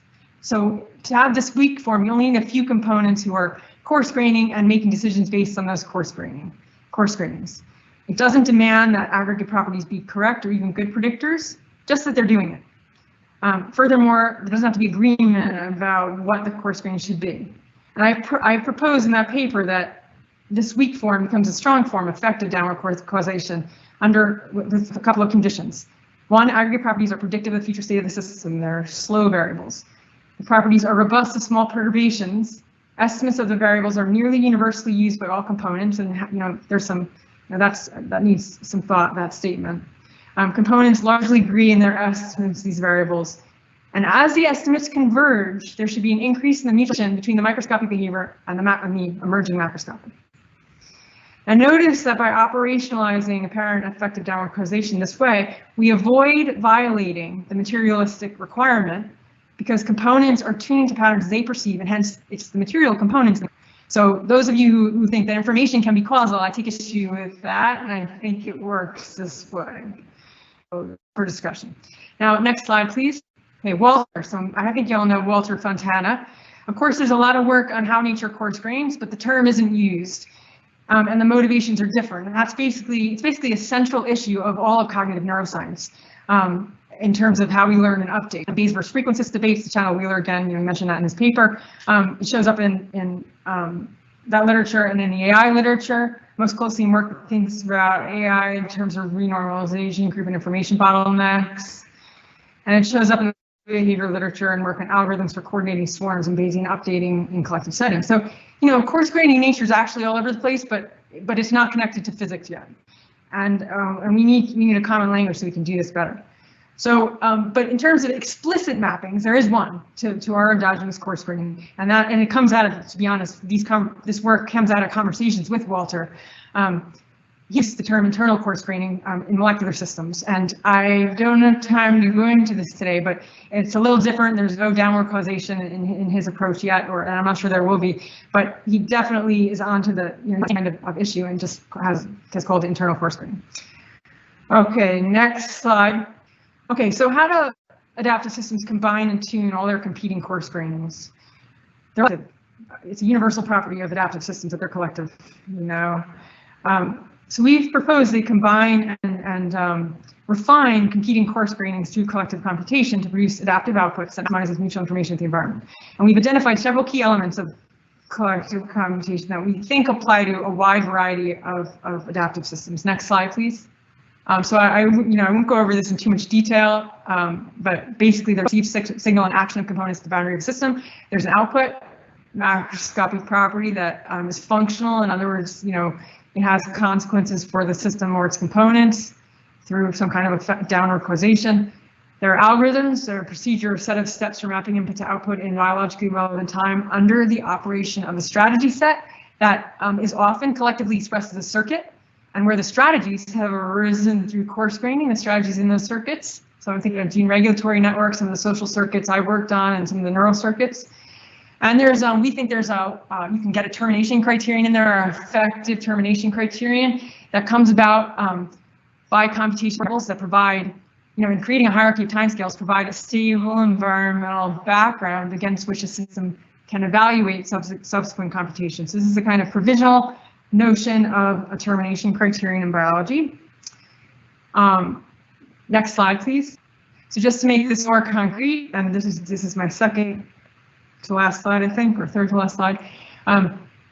Here are the elements of collective computation, sort of in a schematic. That connects back to the start of the talk and the micro-macro discussion. So the W's here are the perceivable states of the world, and they can be exogenous, like a ground truth, or they can be a slower, the social environment that changes more slowly within a system.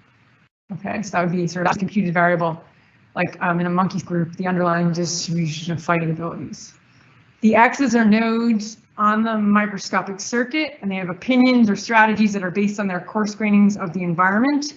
The Y's are the macroscopic result from algorithmic aggregations of the X's, so algorithms that sort of collect the opinions of the X's and output the consensus view in some respect.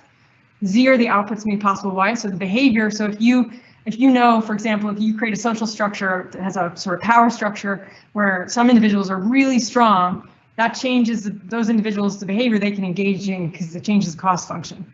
So the macroscopic properties that arise, the Y's, have implications for the Z's, the behavior, the output of the system. And then there are these algorithms that connect our various scales to each other. So P here is the perception of the neural algorithms that map the state of the world of W onto X. So it's basically the computation by which they coarse grain. They figure out the regularities that they think exist in the world, the X's. And then there's, and again, the A's are like those algorithms that describe the integration mechanisms that collect the opinions of the X's, their coarse grainings, and produces output, the macroscopic variables. And then to go from the macroscopic variables back to the output, the Z's, we have, again, neural algorithms. I already made a comment about the effective termination criterion, so I won't go over that again. Okay, next slide, please. Okay, so the basic idea I've been proposing is that the consequences of integrating over abundant microscopic background. So the basic idea that I'm proposing is that by integrating over these abundant microscopic coarse grain variables, provide better configuration of the system, then the microscopic, fluctuations, of course. Now, in doing so, they allow for accelerated adaptation, and they facilitate adaptation in two ways. They allow components to fine-tune their behavior, to those, slow variables, to tune to the slow variables, and they free components. This is one of the things we found in our work, to search at low cost of larger space strategies for extracting resources from the environment. So allowing innovation and making previously inaccessible strategies accessible by changing the cost functions. And this gives what we've been calling an hourglass theory of emergence via an information bottleneck. So we have, as I said, incredible microscale complexity. We have the components coarse graining. Those coarse grainings are being combined algorithmically, and this is creating an information bottleneck, which you see here on this slide. And that information bottleneck allows them to build way strategies for competing in this new environment, leading to a macroscopic expansion. So we get new complexity, new kinds of things produced as a result of this information. Interestingly, what's happened here is we've reduced uncertainty through the coarse graining, and and we have this lossy coarse graining, but it actually increases the information that the components have available. In this respect, it allows them to make better decisions about what strategies to choose. And that's something you don't yet have a great language for talking about. So last slide. Okay, so goals going forward. So we have some understanding of error-prone coarse graining and an idea, as a community, and an idea of what the elements of collective computation are. We have a preliminary understanding of the types of algorithms biological systems use to integrate and combine coarse grainings, though I didn't talk about this today. I just, hand-waved over that. And we also know something about the mechanisms in regulatory networks and social circuits involved in implementing these algorithms. Now, going forward, we need more explicit comparative work so we can identify principles of collective computation that apply across scales, and ultimately so we can build a theory of biological systems compute. To get there, we have to move beyond church Turing And to see why, I just want to give a little bit of the history of that concept of the Church-Turing thesis, particularly the concept of algorithm. So as Copeland noted, it was popularized when Hilbert at the turn of the 20th century challenged the community to provide an effective method or set of steps for deciding whether a polynomial had roots made up solely of integers. And the idea of effective method caught on and led to the insight that some mathematical problems might be non-decidable, meaning there's no set of steps to reliably solve them. And it was very hard to prove this intuition because the concept of algorithm did not have a formal definition. So enter Church and Turing, and Church and Turing independently set out to prove formal definitions of algorithms. Church developed the lambda calculus, and Turing developed Turing machines. And they both provide a principled language for evaluating the claim that there exists an algorithm that always gives the right answer to a particular mathematical problem. That comes from comes from Copeland, who wrote a very nice paper on this. Eventually, it was shown that the lambda calculus and Turing machines were equivalent, and consensus grew, although I think, as far as I understand, it's not been proven, that any attempts to formalize an algorithm require this kind of formalism, lambda calculus, Turing machine. So, although a formal definition of algorithm is something that could be implemented by a Turing machine, has come to define the notion of algorithm in computer science, in our view, it's not so much foundational as pragmatic. And that's a controversial statement, I'll say why now. And the Church-Turing thesis simply allows one to say whether a computation is decidable.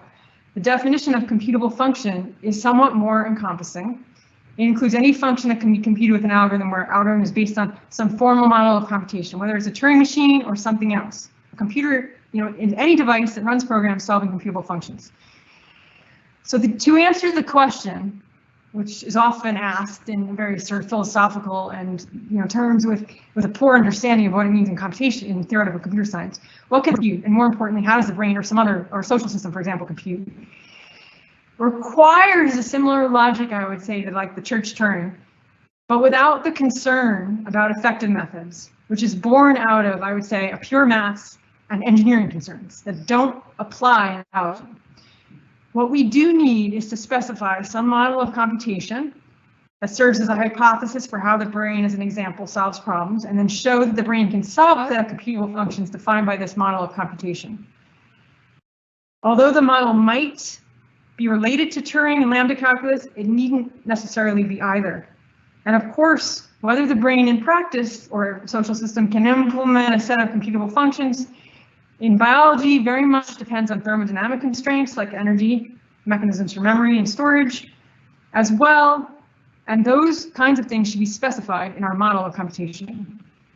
So I want a model of computation in biology, and this also builds on work that Walter's done, pi calculus and his original alchemy stuff with Bus, I believe. I want my model of computation in biology better be mechanistically grounded, and it better take seriously thermodynamic constraints. And none of that is in Church-Turing. So to summarize, we've argued in our work that a theory for how adaptive systems compute must acknowledge the universal collective property, thermodynamic constraints, and information processing principles. And thinking through issues has unsurprisingly led us to lots of other questions. One of the most interesting is how to formalize ontological shifts in biological systems from cases in which macro prediction requires micro information to those in which macro is effectively screened off from micro, and you get low relationships between variables at the macro scale, like ideodecimal and so forth. I refer to this process as channel switching, and it relates to the slide in front of you now. And this is the end of the talk. To make it concrete, consider the schematic. This is very preliminary work, but the idea is that there's a channel switch in which, in the information theoretic sense, in which coarse-grained variables are used for preferentially for prediction. Y has high mutual information with Z, for example, and you can see that I have the lines comparing different quantities on this chart. So Y has high mutual information with Z, and reduced mutual information with microscopic behavior, the X here, meaning the microscale is getting screened off or can be ignored. So we have no way, there's a big argument, there's in neuroscience right now, there's a big argument in collective behavior about how far down do you need to go. This is this issue pervades discussion in the sciences. When can you ignore the micro? When is the macro screened off? And it's very unprincipled, this discussion right now. James O'Dwyer just published a really nice model in which, paper in which, last year, in which he built a model of coarse-grained sort of, it's an ecological, a coarse-grained model of consumer resource dynamics. And so it's like a principled phenomenological model. And this is kind of what I'm getting at. It's like what are the conditions under which we are we are justified, after we've derived macro from micro, from ignoring micro and modeling only at the macro scale.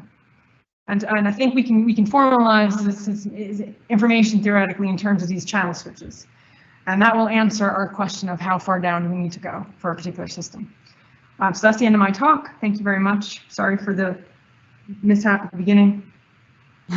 Well, thank you a lot, Jessica, for your talk. I think that was great to have you in the end. Well, in the interest of time, because we are running extremely late, I think you spoke over your question time and even much beyond, much further. So I will say a quick word to thank all the speakers for absolutely fascinating talks and for raising these big questions about like what needs to be done to get further into this question of the origins of life and multicellularity.